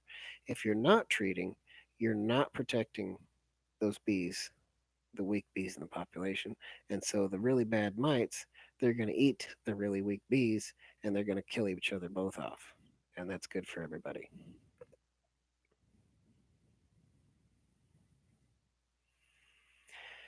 See, why does Tom Seeley say there's no benefit or evidence of small cell having shorter gestation or help with disrupting mite population? Um, I don't know because there have been studies that have showed evidence of small cell having shorter gestation. So I don't know what he's talking about there. He may disagree with those studies, or those studies may have been related to Africanized bees, which also have a shorter gestation period. Um, but I think in a certain sense, over the years, small cell has been oversold, especially by beekeepers who did not have as much experience. I think one of the big problems in beekeeping lore and internet lore is that you get new beekeepers who are very excited about being new beekeepers, and they will parrot information that they've come across. And instead of backing up their words with experience, they are backing up other people's. backing up their words with other people's experience, and in the process, things get exaggerated and misunderstood. So, my the most solid, scientifically sound case that I can make for small cell, or even for me, it's not necessarily small cell. The reason why I use small cell is because it's more natural. I mean, everybody agrees that the natural size of bees is smaller than the commercially available foundation. So it's not necessarily that it's the right size, or it's the threshold of success or whatever. It's just better because it's better. It's better because it's more natural. It's better because it's what bees do without foundation. So why, if you're going to have foundation, why wouldn't you have foundation that more or less more closely approximates what the bees would do in nature? So but my case for it is that smaller smaller comb makes for smaller bees. Drone comb stays larger, even though I think drone size actually is a little bit smaller with smaller cell bees, but we'll talk about that in a minute. When the bees are the proper size, mites tend to go for the drones, which are larger and have a longer gestation period, which means their reproduction will be more effective because the life cycle of the mite is the mite goes into the hive, into the cell, it lays an egg. That first egg becomes a male. An unfertilized egg becomes a male, just like with bees. She then mates with that male, and now she's able to lay female eggs. And I forget the exact timeline. I have to go look it up. But every few days, she lays another egg, which becomes another mite and another mite and another mite. And those mites need a certain period of time to progress to adulthood before they're released from the cell. If they're released too early and they're not done yet, they'll die. So um, by by focusing their predation on the drone cells, have more successful reproduction. Now, if you're studying that as a scientist and you're looking for, if you're measuring things like mite population in a hive, the problem is you're going to be in a small cell hive. You're actually going to see mite population go a little bit higher because the mites are being more successful because they're focusing more on the drone bird. And I believe that's what some of the studies have showed. Now, to the scientist who's already decided what a successful result is at the beginning, that's a failure, and that's why you see those studies say that small cell has failed in controlling mites. And in a sense, that's true because small cell doesn't control mites. In my view, small cell puts the results of the predation onto the drones who are expendable. So drones can be chewed out, destroyed, they can be uncapped, got rid of the mites. Um, Drones that hatch and are weak or have deformed wing virus or some other disease caused by the mite, they can be booted out of the hive with virtually no loss to the function of the hive whatsoever. Meanwhile, if there's a bunch of mites chewing on workers, those weak and sickly workers get booted out of the hive. Now we've got less workers to do the work. So, a small cell hive, in my view, can handle a higher mite load. And and honestly, if they chew out, if the mites get all the drones and kill off all the drones in the hive is still fine, which is not the case if they're chewing on the worker bees. So that's my theory behind small cell. Um, I don't know. I don't. If someone would like to disprove my theories, I'm happy to hear evidence to that. The only thing that I can tell you for certain is that I've been doing this since the beginning of my beekeeping experience. So as of 2019, that's been 16 years. I have never treated not once, and I have never lost all my hives. So, if you can explain to me why that works using a different explanation than I have, I am all ears. But what you don't get to do is tell me that it doesn't work because I've been there and you can't BS me. Bruce says, I posit that Treater's survivors are due to my drone bombs mating their queens. Actually, that has some basis in fact. I think it's, what's his name? Starts with an O or whatever, down in California. He's talked about genetic studies showing that the feral population has a much greater effect genetically on the kept population than the other way around.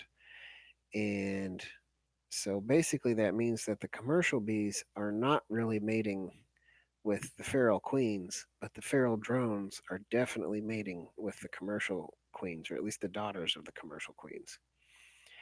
So that's a good thing. Now, D. Lesby had some theories about.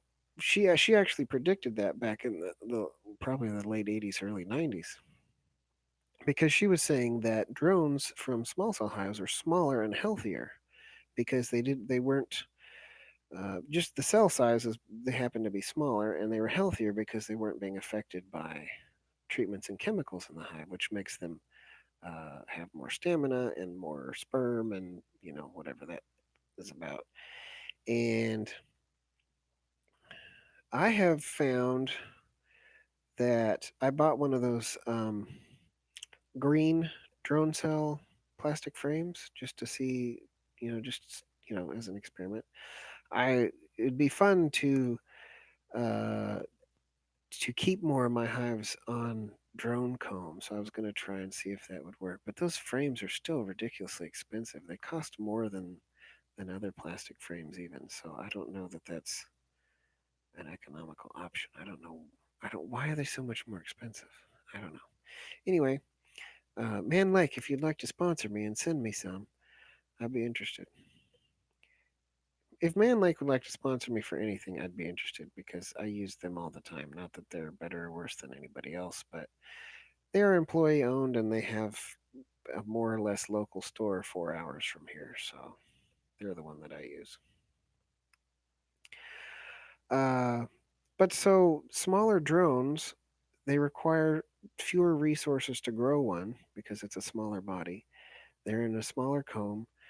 Um, and smaller drone, you would think, because aerodynamic wise, the the greater assuming a drone scientifically is approximated as a cylinder flying through the air, the greater the diameter of the cylinder, the less aerodynamically efficient it's going to be. And I think it's based on the is it the square of the radius, or anyway, it's a squared factor, so it doesn't go up 1 to 1. So a bigger bee is going to take much more energy to get through the air than the smaller bee because it's pushing a lot of air out in front of it, and it's also carrying more weight. So her prediction was back then that these smaller drones would fly faster and mate with more queens. You tell me, is that the case? I don't know. It sounds good to me. And I didn't think I finished those green frames. The cell size is nearly a millimeter in diameter larger than my actual drone comb cell size. I think the green frames are 7.2 millimeters, and I have measured my drones at between 6 and 6.5 millimeters. I don't know what's up with that. But I have asked other people on the Facebook group, and they have also agreed with me that their freeform drone cell sizes are smaller than 7.2 millimeter. So again, if you're going to use a foundation, why wouldn't you use a foundation that's a more natural size rather than a less natural size? This is my question. Let's see. Does my brother keep bees? I have two brothers. One of them used to keep bees. He had some top bar hives until they got wasted by a bear. But currently, no, um, neither of them keep bees. Uncle Haas says, just look at MRSA. That is my argument against the treaters. MRSA stands for methicillin resistant Staphylococcus aureus. It is an antibacterial resistant bacteria. So it's a bacteria. I think methicillin is one of the strongest antibacterial substances, and this bacteria is resistant to it. It's why it has that name, MRSA, methicillin resistant Staphylococcus aureus. So again, what happened there is the same thing that has happened with many many bugs and pests and bacteria and viruses and things over time. By treating for things, which I'm not saying it's not a good thing to do for humans, but by treating for things, uh, you will eventually select diseases that cannot be treated with those substances. Um, so this is why, for instance, lately doctors have gotten a lot more careful with with um, what's the word I'm trying to think of? Antibiotics. That's it. They will use two or three different antibiotics at the same time so that they make sure and kill everything. Or they will alternate antibiotics. So they anything that survived this should be killed by this, et cetera, et cetera. Um, and that's good. There's much less of a chance that if you treat a bacteria with two or three different treatments, that you'll come up with a bug. You'll come up with bugs. What is a word that us civil engineers call bacteria because it's easier to say than bacteria. Anyway, there's much less of a chance that you'll come across a strain of bacteria that's resistant to all of those things at once. However, there's a good chance that it'll happen eventually. For people who whine that my bees cause their mite problems, I offer to sell them any colonies I find are weak. They want to treat, and those colonies need treatment. Good combo of weakness. And of course, they lose 40% of colonies, and I lose 3%. Where's the real problem? Yeah, I agree. I mean, for me, I don't know if I've said it directly enough, but hives dying is actually a good thing. If I'm wanting to promote natural selection and create treatment-free bees, then you got to kill some bees. And I know that's hard for a lot of people to hear. It's like they think of them as pets. But these aren't your dog and cat. They aren't spayed and neutered. They aren't vaccinated. They don't cuddle with you. Hopefully, they don't wake you up at 4 in the morning by sitting on your face. Um, these are insects, right? They're not fuzzy. They're not friendly. They are insects. Um, and there are a lot of them out there. Bruce says, the girls. Yeah, I absolutely abhor the term girls. I do not like it. And Bruce doesn't like it either.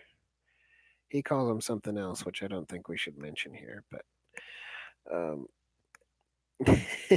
yes, I hear that so many times, and I just feel sorry for people who think of hives that way because this is a mindset which brings about the treating to begin with, and it's the treating that will, in the long run, cause more hives to die. If See, what happened was that varroa mites were introduced into Europe in the 80s. And because they were introduced into modern scientific countries back that far, they started developing the treatments much earlier than they would have been developed had they been introduced directly into the United States, say from the east rather than from the west rather than from the east. By west I mean the east. if they had been introduced on the West Coast instead of on the East Coast, because they were introduced probably from Europe. They could have been introduced from Asia to the West Coast, but as far as I'm aware, they were introduced to the East Coast. But we call China the East, or we call Asia the East, even though it's west of here. It's east of Europe. Anyway, doesn't matter. Um, because it was introduced in Europe first, they started developing these treatments. And the funny thing is, all they did was they took an already existing pesticide, Kumafos, and they just had to figure out how much they could stick in a hive where it would kill the mites and not the bees. That was the only goal. Just find the dosage. Kumafos is still a really nasty chemical. It's like a nerve agent or something. It's really nasty chemical.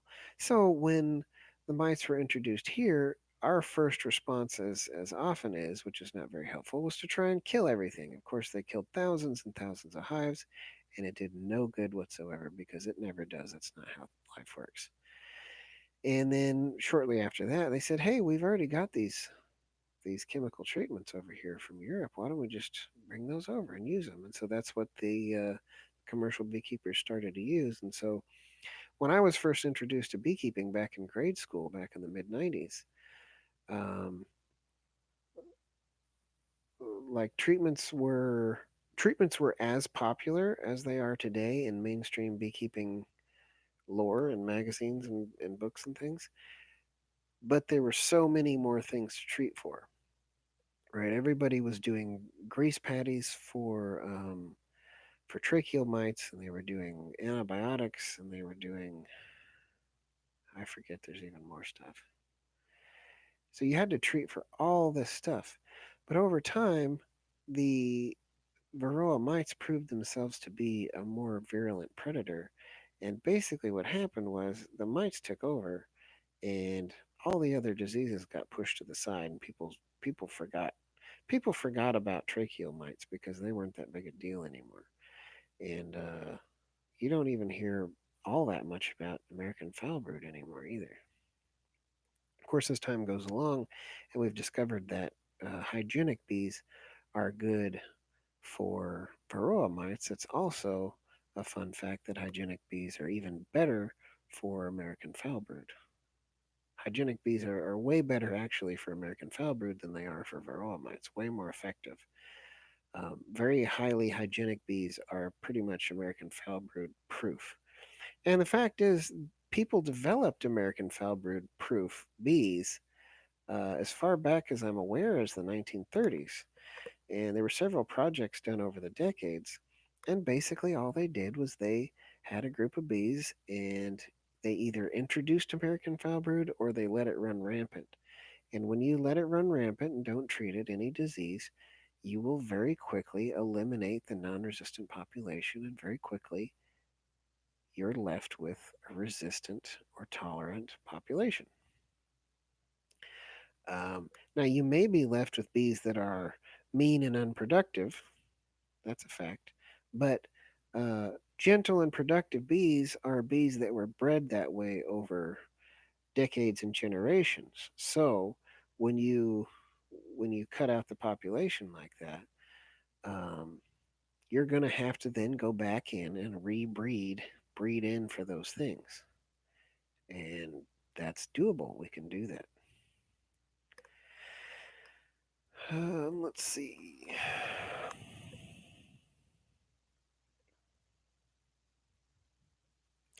The first mite mates with its sisters. Okay, I that's a correction there. The first mite mates with its sisters, not its mother, and the male mite dies and the sisters go on to reproduce. I'll take your word for that. Wayne Thomas, why do most people want bees that can sting and kill off the ones that do? Wait, why do most people want bees that want to sting and kill off the ones that do? This is what's happening to the queen breeders.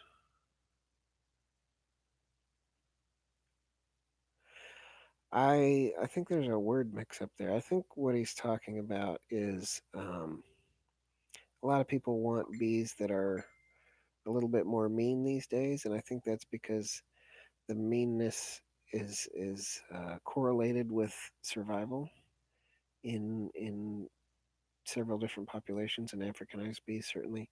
I think that just comes because as you introduce a shock into the system, into the genetic system in this case, um,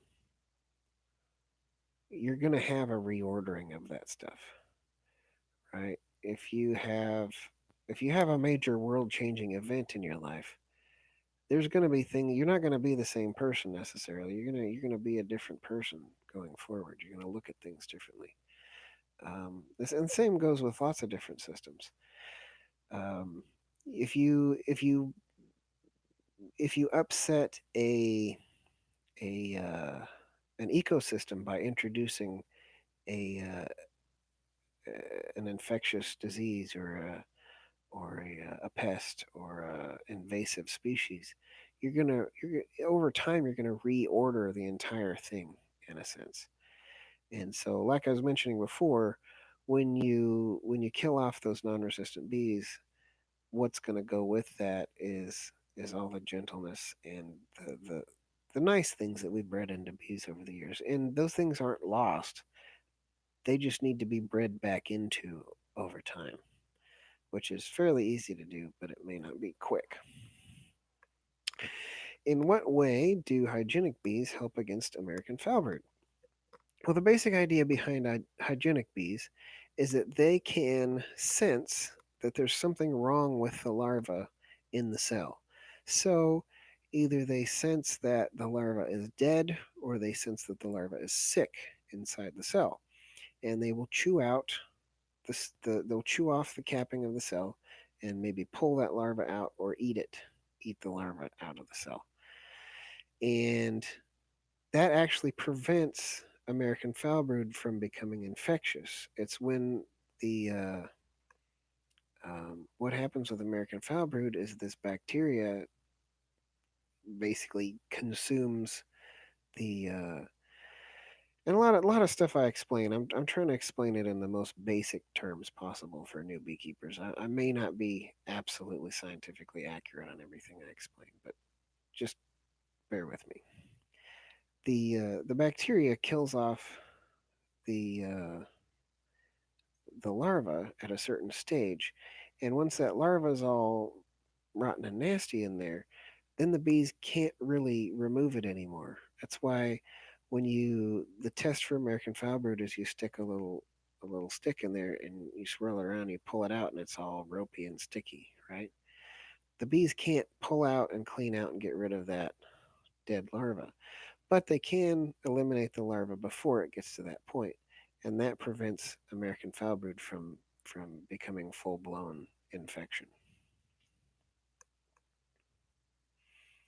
So it's been shown by Marla Spivak from um, Minnesota in some studies, at least one study that I recall that she did, where she introduced infected frames into hives, and all of the proven hygienic bees were able to remove and eliminate the American foulbrood infection. Let's see if we've got any questions on Facebook.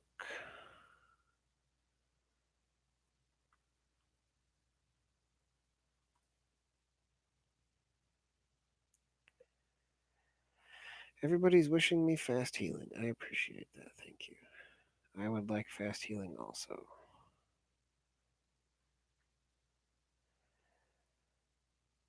Fortunately, I'm not nearly in as much pain as I was before.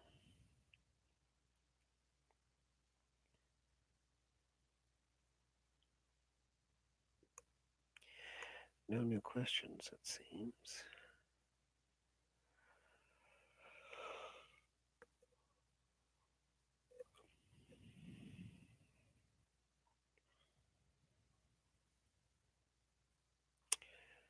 Okay, anybody else got anything good to say? Petra says, thanks for your time. I gotta go. I appreciate that. It's good to see you. You had a good question. Mm. Be nice if we had 100 people in here, but 9 is good enough. Bruce says not all cases of AFB are discovered. If it was as catastrophic as it is made to seem, honeybees should have wiped out here long ago. That is true. Um, it and it is catastrophic when it's introduced into a totally non-resistant population, as it was. I saw a what was it? It was a presentation by Ed Levi when I was. It was at the. It was at the big Bee Buzz conference put on by the Northeast Oklahoma Beekeepers Association, and I think that was 2011 when I saw that.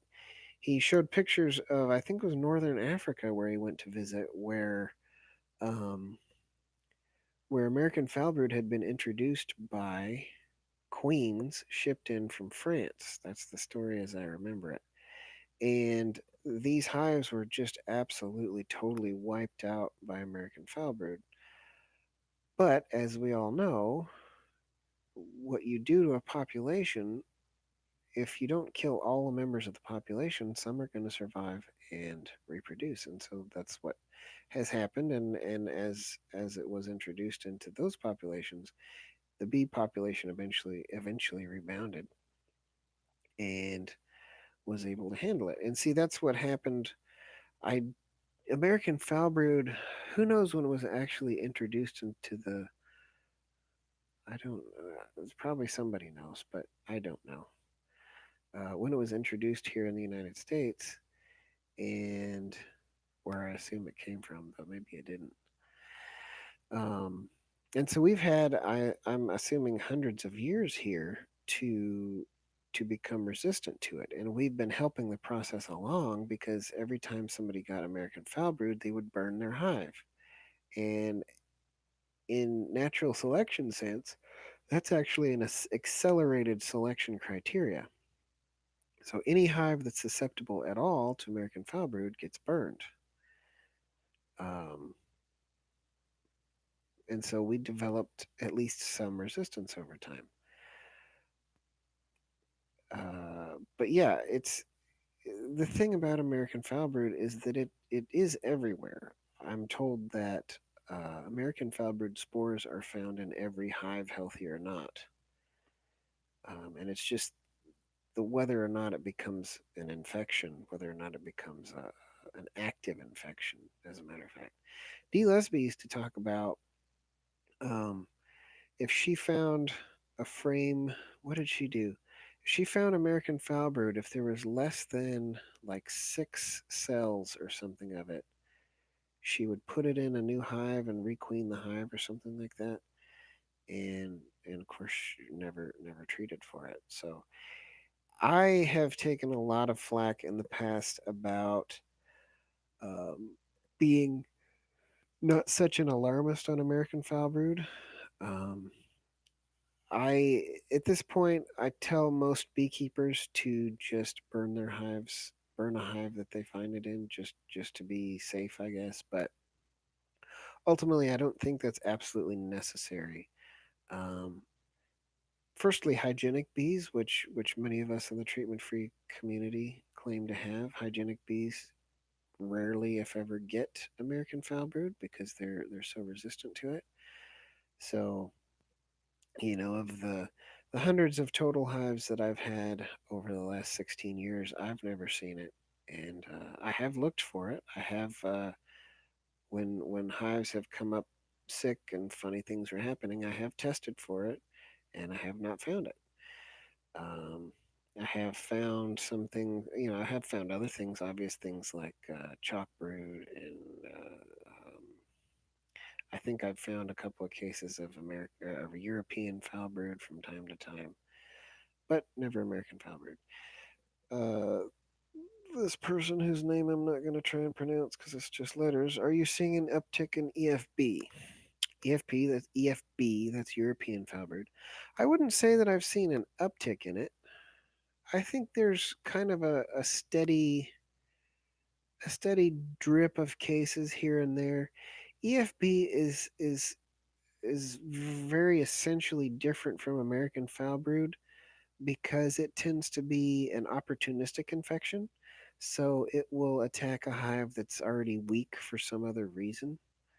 And that's kind of similar to chalk brood, also. Um, no, I wouldn't say. It seems like on the treatment free Facebook group, like it seems somebody will talk about European foulbrood. I don't know, once or twice a month during the active season. It's fairly. It's just some. It just happens. I don't think there's any. A lot of people say there isn't even anything you. There's nothing you really can do about it. Um, uh, Antibiotics don't cure foulbrood diseases. They just treat them. They just keep them from becoming highly infectious. So there's nothing you really can do about it. So probably the best thing to do about it is replace the queen if you want to do something about it. If not, I don't mind. Whatever. Uncle Haas asks, "Do you have any more podcasts in the works?" I drive a lot for work and listen to them when I drive. Thank you for doing them. I do have one more episode that was recorded before I broke my back. I've been busy the last month and a half working really hard. Um, and so I had not taken the time to publish it. But now that I am stuck in bed and I got this nice new little laptop stand on my bed here, I think it would probably be a good idea for me to finish editing that and upload it. So look for that hopefully here in the next couple of days. I really need to get to work. It's been this last week, it happened a week ago Friday.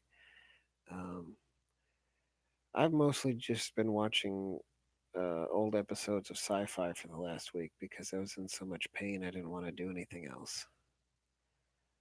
I haven't even, I had a lively collection of podcasts I listened to also. Between news and one of my favorite ones is Malcolm Gladwell's podcast Revisionist History. That's a really good one. There's one that I listened to called American Scandal. A few other podcasts I listen to, and so now looking at my phone, I've got dozens and dozens of episodes already built up to listen to, and I'm just gonna have to delete a lot of them because I'm never gonna listen to them all. This American Life, Embedded,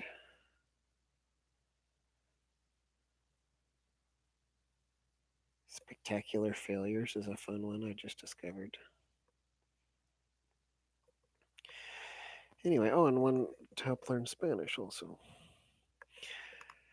So yeah, I need to do that, and I apologize for waiting so long. Oh, the subject of the episode, in case you want a spoiler alert. No, there's no spoilers. The episode is going to be about keeping bees in Alaska, where I have been told for many years that keeping bees on a permanent basis in Alaska is impossible. And it turns out it is not, in fact, impossible. And I got two guys on the podcast who explain how to do it and explain that it is, in fact, possible. So look forward to that. Because I was up in Alaska a year and a half ago for a conference, and I had a lot of fun. It was those of you that know me, I don't wear closed-toed shoes generally, and so I had my minimalist sandals I was wearing up there in Alaska, and there was about 6 or 8 inches of snow on the ground the entire time I was there. It didn't get above freezing. It didn't get above. I don't think it got above 20 degrees the entire time I was there Fahrenheit, and I wore my sandals. I didn't put on boots or anything. Once you get your feet used to being out in the open, they don't get nearly as cold as you'd think, or you just get used to it. Whatever. I figure humans are barefoot for many thousands of years. There's no reason why we should be wearing shoes now. Dress for the job you want, right? But don't call me the barefoot beekeeper because I'm definitely not. I I keep I'm a flip flop beekeeper. I don't do barefoot because you step on bees, you get stung. You know. All right, well we're out of questions again, so I can just keep yammering on. Does anybody want to hear about chickens? There's a lot of. I've been thinking about starting a Facebook group that's about uh, chicken keeping, beekeepers who also keep chickens, or chicken keepers who also keep bees. Because I'm a beekeeper who also keeps chickens, and I think chickens are awesome because you get eggs. I like eggs. Eggs go good in a lot of stuff. And the great thing about chickens, it's the same thing with the great thing about bees. Oh, Bruce's mom says hi. Hi, Bruce's mom. It's kind of funny. My Bruce's mom was on vacation over out here on the West Coast, and she actually stopped by. And I'd never met her before. I'd met Bruce before. She actually stopped by, and we had dinner. It was really awesome. It was nice to meet Bruce's mom. It's. I think aside from just um, the fun of being a beekeeper and the doing the getting honey and stuff, the number of people that I've been able to meet and become friends with over the internet, especially, has been really awesome. Uncle Haas says, I would love to have chickens. My wife, however, is not a fan. Funny thing, my wife is allergic to chickens. She can't eat chicken and she can't eat eggs and she's allergic to chicken feathers. She's allergic to all fowl, actually. So uh, ducks and chickens and turkeys and everything she's allergic to. So we got the chickens way in the backyard. So it's just for me and the kids. But the great thing about chickens and indeed bees also is they go out into the world and they collect something. In the case of bees, it's nectar. They collect something that we can't eat, or in our case, with the nectar, we wouldn't eat or we can't collect because we're clumsy fingered. And they bring it back here and they process it for us and they make it into a form that we can then eat.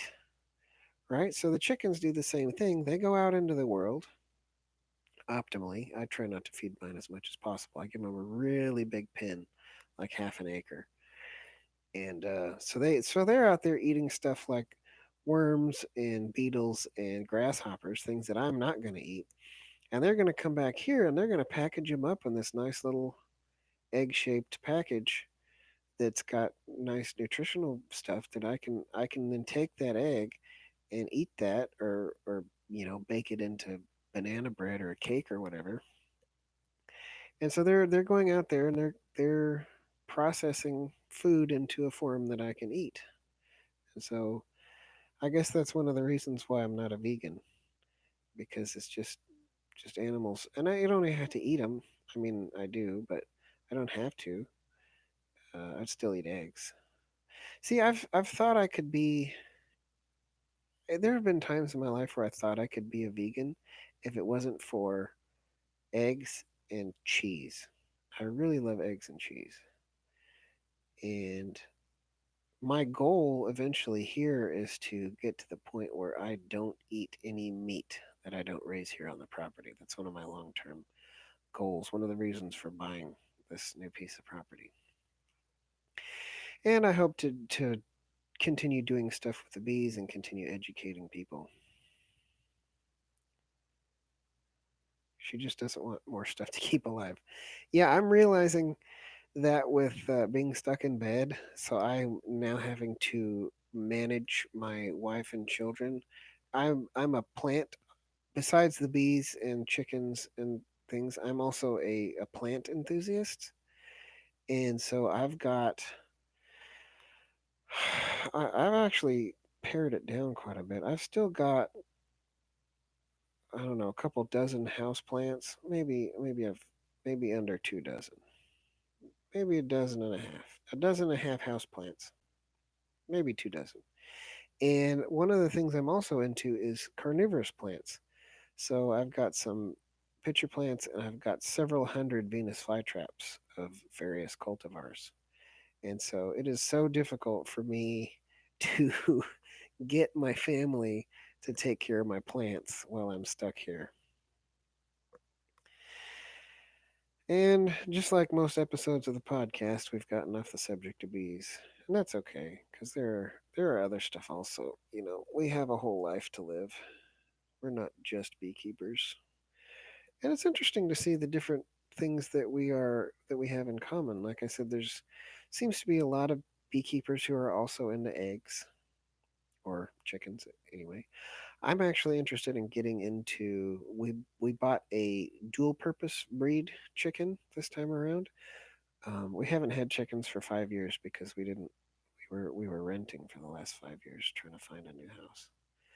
Um, so this time around we bought a dual purpose breed chicken, and so my plan anyway, uh, is to hopefully eat around one chicken per week, and then all the eggs also. So my long term goal is to only eat meat that I raise here on the property myself, and we've got a good patch in the back that I'd like to maybe raise a cow or two every year, and raise a lot bigger garden. One of my goals is to create a nice big taco salad from scratch. All the ingredients from a taco salad raised here on the property. That'd be fun. Unfortunately, a lot of the work that I had intended to do is now completely uh, out of the realm of possibility because I'm laying here watching Babylon 5 all day long.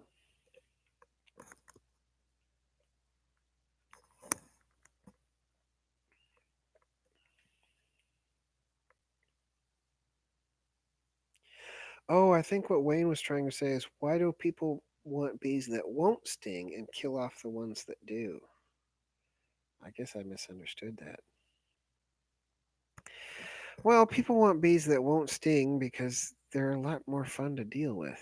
And I'm not saying that they won't sting. I want bees that will defend themselves, just not defend themselves against me. I want them to be, and it's not that they never get defensive either.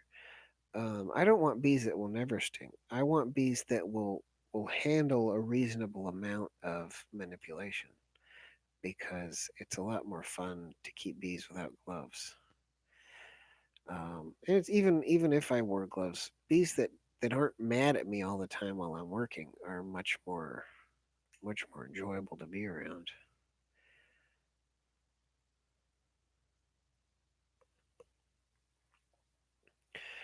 What else should we talk about?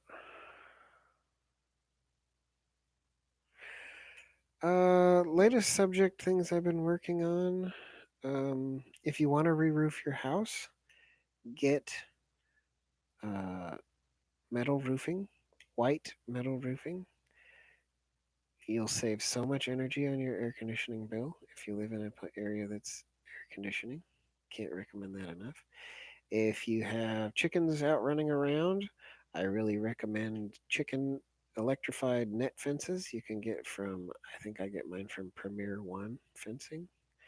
They're really good because they don't necessarily keep the chickens in, which is fine. Chickens know where to come home at night. But they keep the varmints out because you have a little skunk or a little fox or a little dog or something will run up to the fence and they'll start sniffing around, sniffing around the ground looking for the chickens, kind of sneaking in, and they'll stick their nose right in that electric fence, and they'll get the shock of their life, and they'll only do that once or twice, and then they'll never come back. And I've never lost a chicken from a predator inside the fence. And if the chickens insist on being outside the fence and they get eaten, well, that's sort of the same thing as we do with treatment-free bees, isn't it? we've got to weed out the population that doesn't cooperate, right? Chickens are more or less wild animals anyway. See if we can find any more questions from Facebook over here.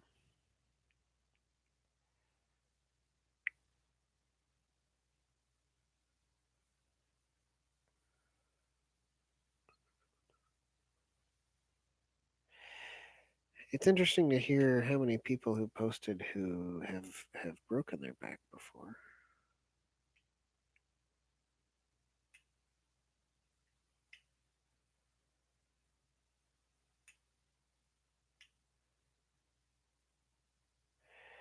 It seems most people make a fairly good recovery, and from the research that I've done, because the vertebrae that are crushed are in my lumbar spine. Typically, when people have more problems, are the vertebrae in the thoracic spine. So your spine is made of three sections. You have your neck, which I forget the technical name for that. You have the thoracic spine, which goes from the bottom of your neck to the middle of your back, and then your lumbar spine, which is the big giant vertebrae down toward the bottom. And a lot of times, the one that gets injured is like T12. Is it 12? There's 12 or 13 in your thoracic spine. There's what, six in your lumbar spine, and there's seven vertebrae in your neck. All mammals have seven vertebrae in their neck, even giraffes. Think about that. Your neck is like 6 inches long, and a giraffe's neck is like 6 feet long, and they both have the same number of vertebrae.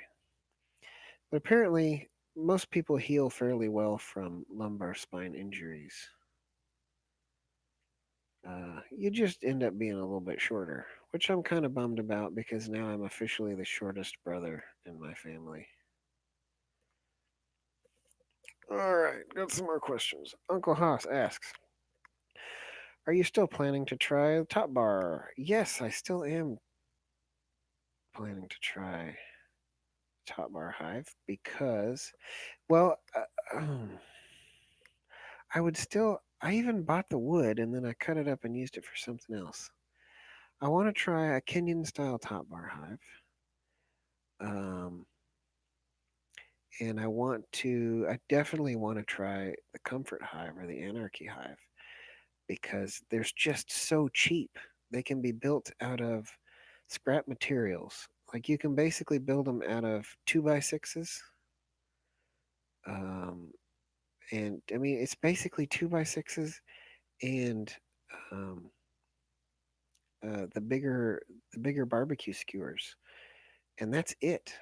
He uses a what do you use? Like a 15-inch tile on top as a combination lid and weight. One single 15-inch tile on top of that. And he uses perspex. Is that what it's called? That you know what I'm talking about? That foil faced bubble wrap that you can get for like wrapping your water heater in reflective insulation. That stuff he uses as the inner cover. And so what he does, I need to post the videos of that too. I took videos when I was in New York a couple months ago of how he manages these. So in the nukes, he just like peels up one side, because the it's flexible, and he pulls out a bar, looks at it, like this big, tiny little hives. I think it'd be so much easier and cheaper and more fun for beekeepers to use to make these tiny little hives and to have fun with these tiny little hives, which swarm a lot and reproduce a lot and don't have many disease problems. Um, and they're really easy to work with. You use crush and strain for harvesting honey, so you don't have to worry about spending $800 on a decent extractor. I really like the way he does it. I need to get it started. Uh, of course, those of you that know me well know that I won't recommend something I haven't done. So, in order to be able to recommend this method, I really need to do it. But I also recommend it in the sense that I haven't done it yet, and I think it's a really good idea. But you should know that I haven't done it yet, and so if I have that recommendation, then you can understand it in that context.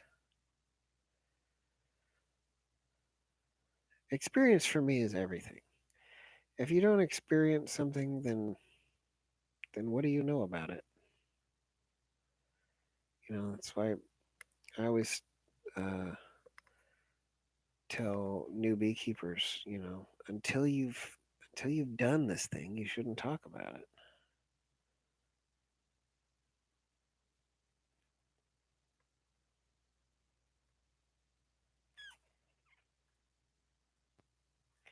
You should listen. Want to try some Malayan style hives? Uncle Haas says. I also want to, but there's so many things that I want to do, and it's really hard for me to justify trying new things when I've got all these. I forget how many. Um, I forget how many Langstraw style boxes and frames I have. I have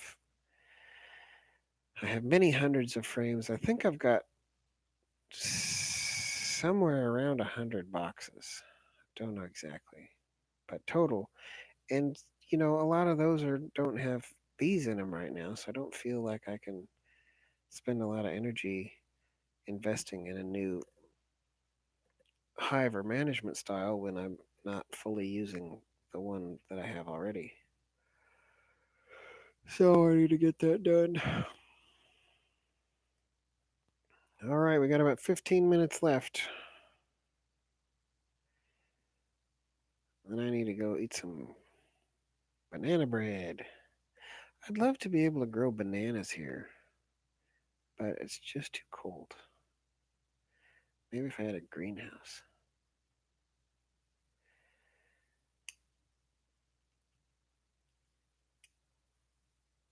Let's see, what else can we talk about?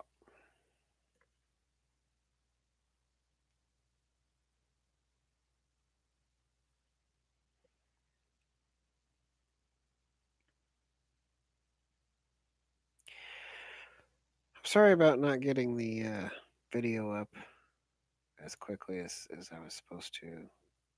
Um, I don't like Facebook because they don't let you have control over your videos when you're done. Um, so I tend not to post anything I can avoid to Facebook because I don't want them to own it. But I think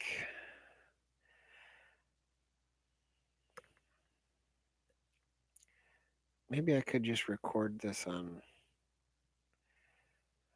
Oh, maybe I could just record this and then repost it on YouTube and then um, do the live Q&A on Facebook. Anyway, Khalil wants to know how smoke works on bees. Smoke works on bees. See, bees communicate a lot differently than we do. We communicate mostly through sight. Most of what we understand about the world is what we see. After that, a lot of what we understand is what we hear, right? So if you wanted to confuse a person and make them, if a person is fighting at you, right? A lot of time what you do is you interfere with their eyes, right? So to defend yourself, you might use like pepper spray, which gets in your eyes and make your eyes burn. Now you can't see. Now you can't fight really well, right? Um, or the police sometimes will use what's called a flashbang grenade, which is a really bright grenade, which uh, which is really bright and it hurts your eyes, and so you can't see, and it's also really loud, so it hurts your ears, so you can't hear, and so you can't fight, right? So bees communicate a bit differently. They communicate mostly through smell. They also have sight and they also have, I don't know if they have hearing necessarily, but they can feel vibrations, which is what sound is. So, what smoke does is it interferes with their sense of smell because they communicate in the hive using smell through substances we call pheromones, right? Pheromones are substances that smell. That cats, the cats and things, they use pheromones as well. That's why they pee on things so that they can mark their territory. Humans don't really do that very much, but we do have pheromones. When you smell a baby, babies always smell good because babies have pheromones, and we are attracted to those smells of babies. But bees, they communicate through a number of different pheromones, and so one of the things that the smoke does is it confuses their pheromones, so they can't smell what's going on in the hive. The other thing, and I'm not sure I know exactly how this works, but it causes them to um, either to it just causes them to go do something else. They'll go suck up honey, or they'll fly away. They get irritated by it. It chases them off. Um, what I was told all my life is that it causes them to go suck up honey in case there's a fire, then they can escape. However, I don't really believe that anymore because what's a hive going to do in case of a fire? Most hives in forest fires and things, they stay in. Yeah, does smoke from a wildfire affect bees? It does. We don't know how much yet, but it seems that bees generally will stay in a tree that's on fire until the fire passes. They're generally in much larger trees, and so the much larger trees are usually the ones that survive the fires. Um, but the idea that the bees um, go drink honey so they can be ready to swarm out and escape the fire, I don't think is very accurate. There's a couple of problems with that. Number one, a queen who's a laying queen in a hive cannot fly very much. She might be able to make 10 or 15 feet, but she's going to be on the ground pretty quick and she's going to get burnt up. So the hive is not going to be on the run. That's not going to be very useful. Secondly, if a hive is on the run, imagine the queen can fly. They're going to swarm out from this burning tree. Where are they going to go? Right? They're in the middle of a forest fire. Um, Anywhere they're going to fly and land is going to be subject to the same forest fire here very long. Add to that the fact that they're going to be flying out and there's smoke everywhere, and that confuses their sense of smell. And when they're swarming, they follow the queen. They stick together because they can smell the queen. If they're out in a bunch of smoke, they're not going to be able to smell the queen. They're not going to be able to follow her. They're going to get lost, and the whole hive's going to die. So it makes much more sense to me that hives would want to stay in to shelter in place in the case of a wildfire. I think the chances of survival are much greater for a hive if it stays in place. I could be wrong. Uh, I'm open to evidence that says otherwise. But yes, he asks about wildfires because we have um, here in the southwest of Oregon. Uh, we are one of those areas of the country which is uh, quite severely affected by wildfires as the climate warms up and as we tend to get hotter, drier summers with faster winds. And actually, it's not just the hotter, drier summers. We also have been getting longer, cooler winters, which means more grass grows. More grass and brush grows, and then it dries out, and forest fires get started.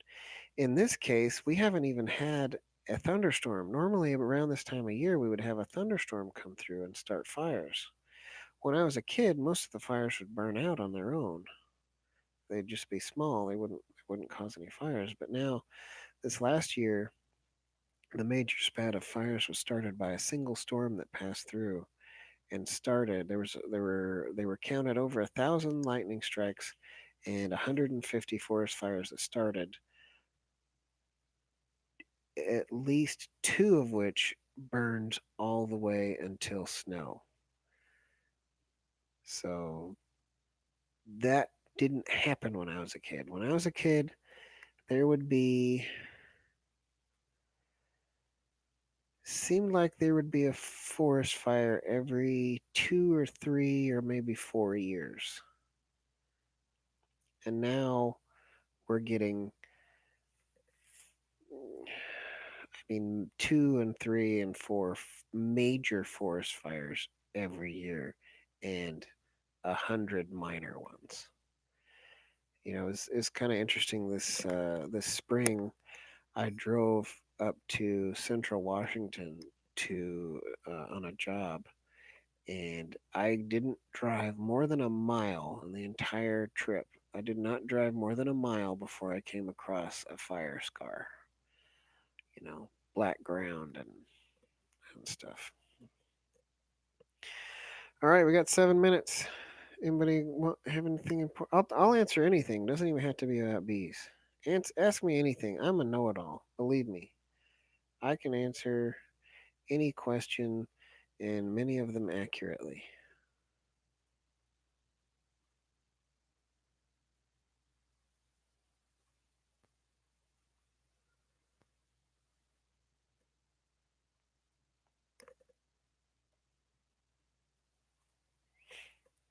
Vicky, did you make it onto the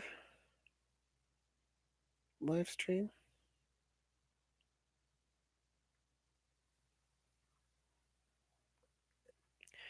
She said she was going on the Facebook group.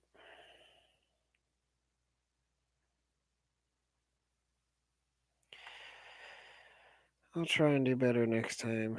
It didn't really work out very well this time.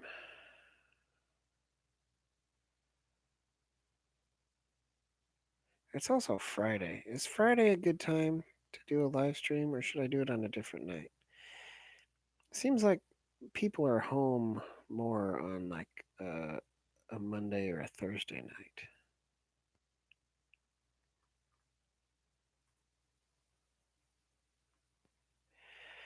What's the airspeed velocity of an unladen swallow? I have not seen that movie in so long. Airspeed velocity, isn't that kind of redundant? Because airspeed is the speed of an object through air that's traveling by a motive force pushing against the air. So an airplane with a propeller, the propeller is pushing against the air. So if you had an airplane going 100 miles an hour airspeed in a 100-mile-an-hour headwind, the airplane would be going 0 miles per hour ground speed. Or you could say 0 miles per hour velocity. See, velocity is not only a speed, but also a direction. However, within a velocity is within a reference frame. So, for instance, right here laying in bed, I am moving 0 miles per hour in zero direction, in no direction. Say I'm moving that direction. I'm moving 0 miles per hour in that direction. However, that's the reference frame of the surface of the Earth. From the sense of, say, uh, the axis of the Earth, I'm moving 1,000 miles an hour around the circumference of the Earth at the latitude that I'm at, right? Um, if you look at the reference frame of the sun, or the if you look at the reference frame of the axis of the sun, I'm moving 60, what is it, like 65,000 miles an hour around the sun at the same time as moving 1,000 miles an hour around the Earth.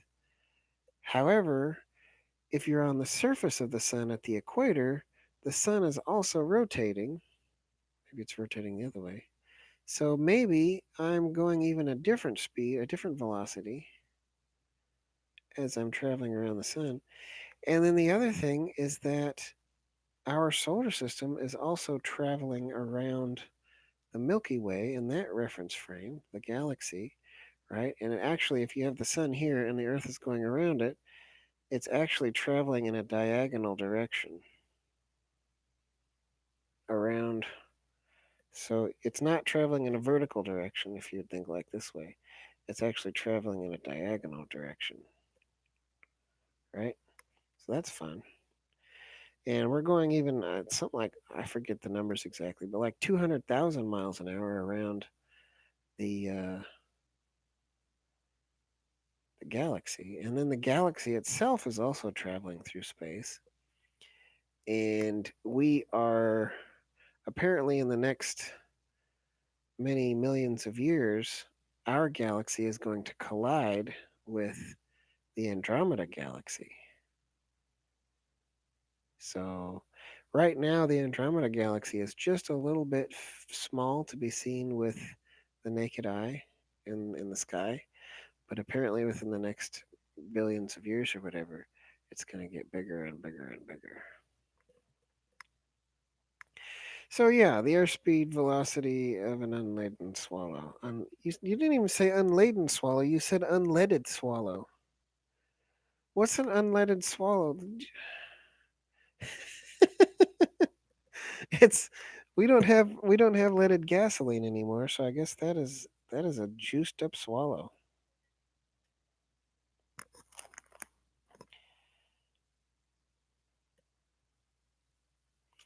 Okay, I'll take it. Whatever. If you just want to know a bunch of useless trivial information. Oh, she says the banana bread's ready. So we got 2 minutes left. We got 2 minutes left, and then I'm gonna go eat banana bread.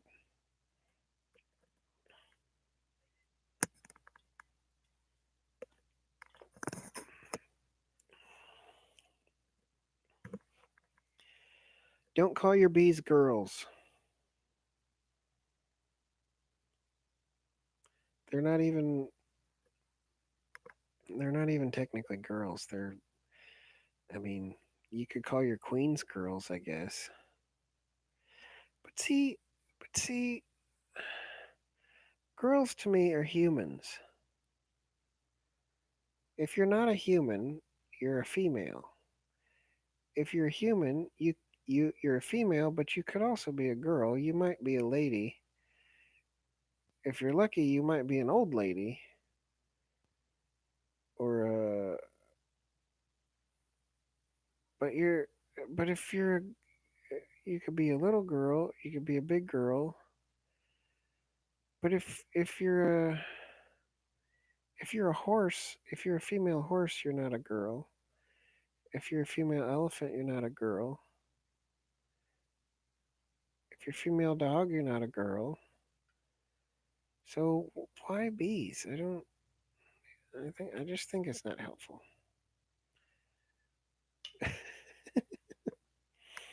All right, it's 7 o'clock. Thanks for joining me, the four of you that are left.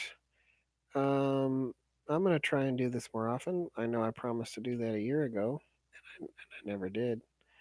But I'm gonna try to do this more often, and hopefully, in the next couple of weeks, I will not be in bed anymore because I know this is terribly attractive. Um, I see. I don't worry too much about being attractive. I know I'm not very attractive, so I focus on having a personality. Anyway, it was good talking to you all. I had fun. Join me next time. I'll see you later.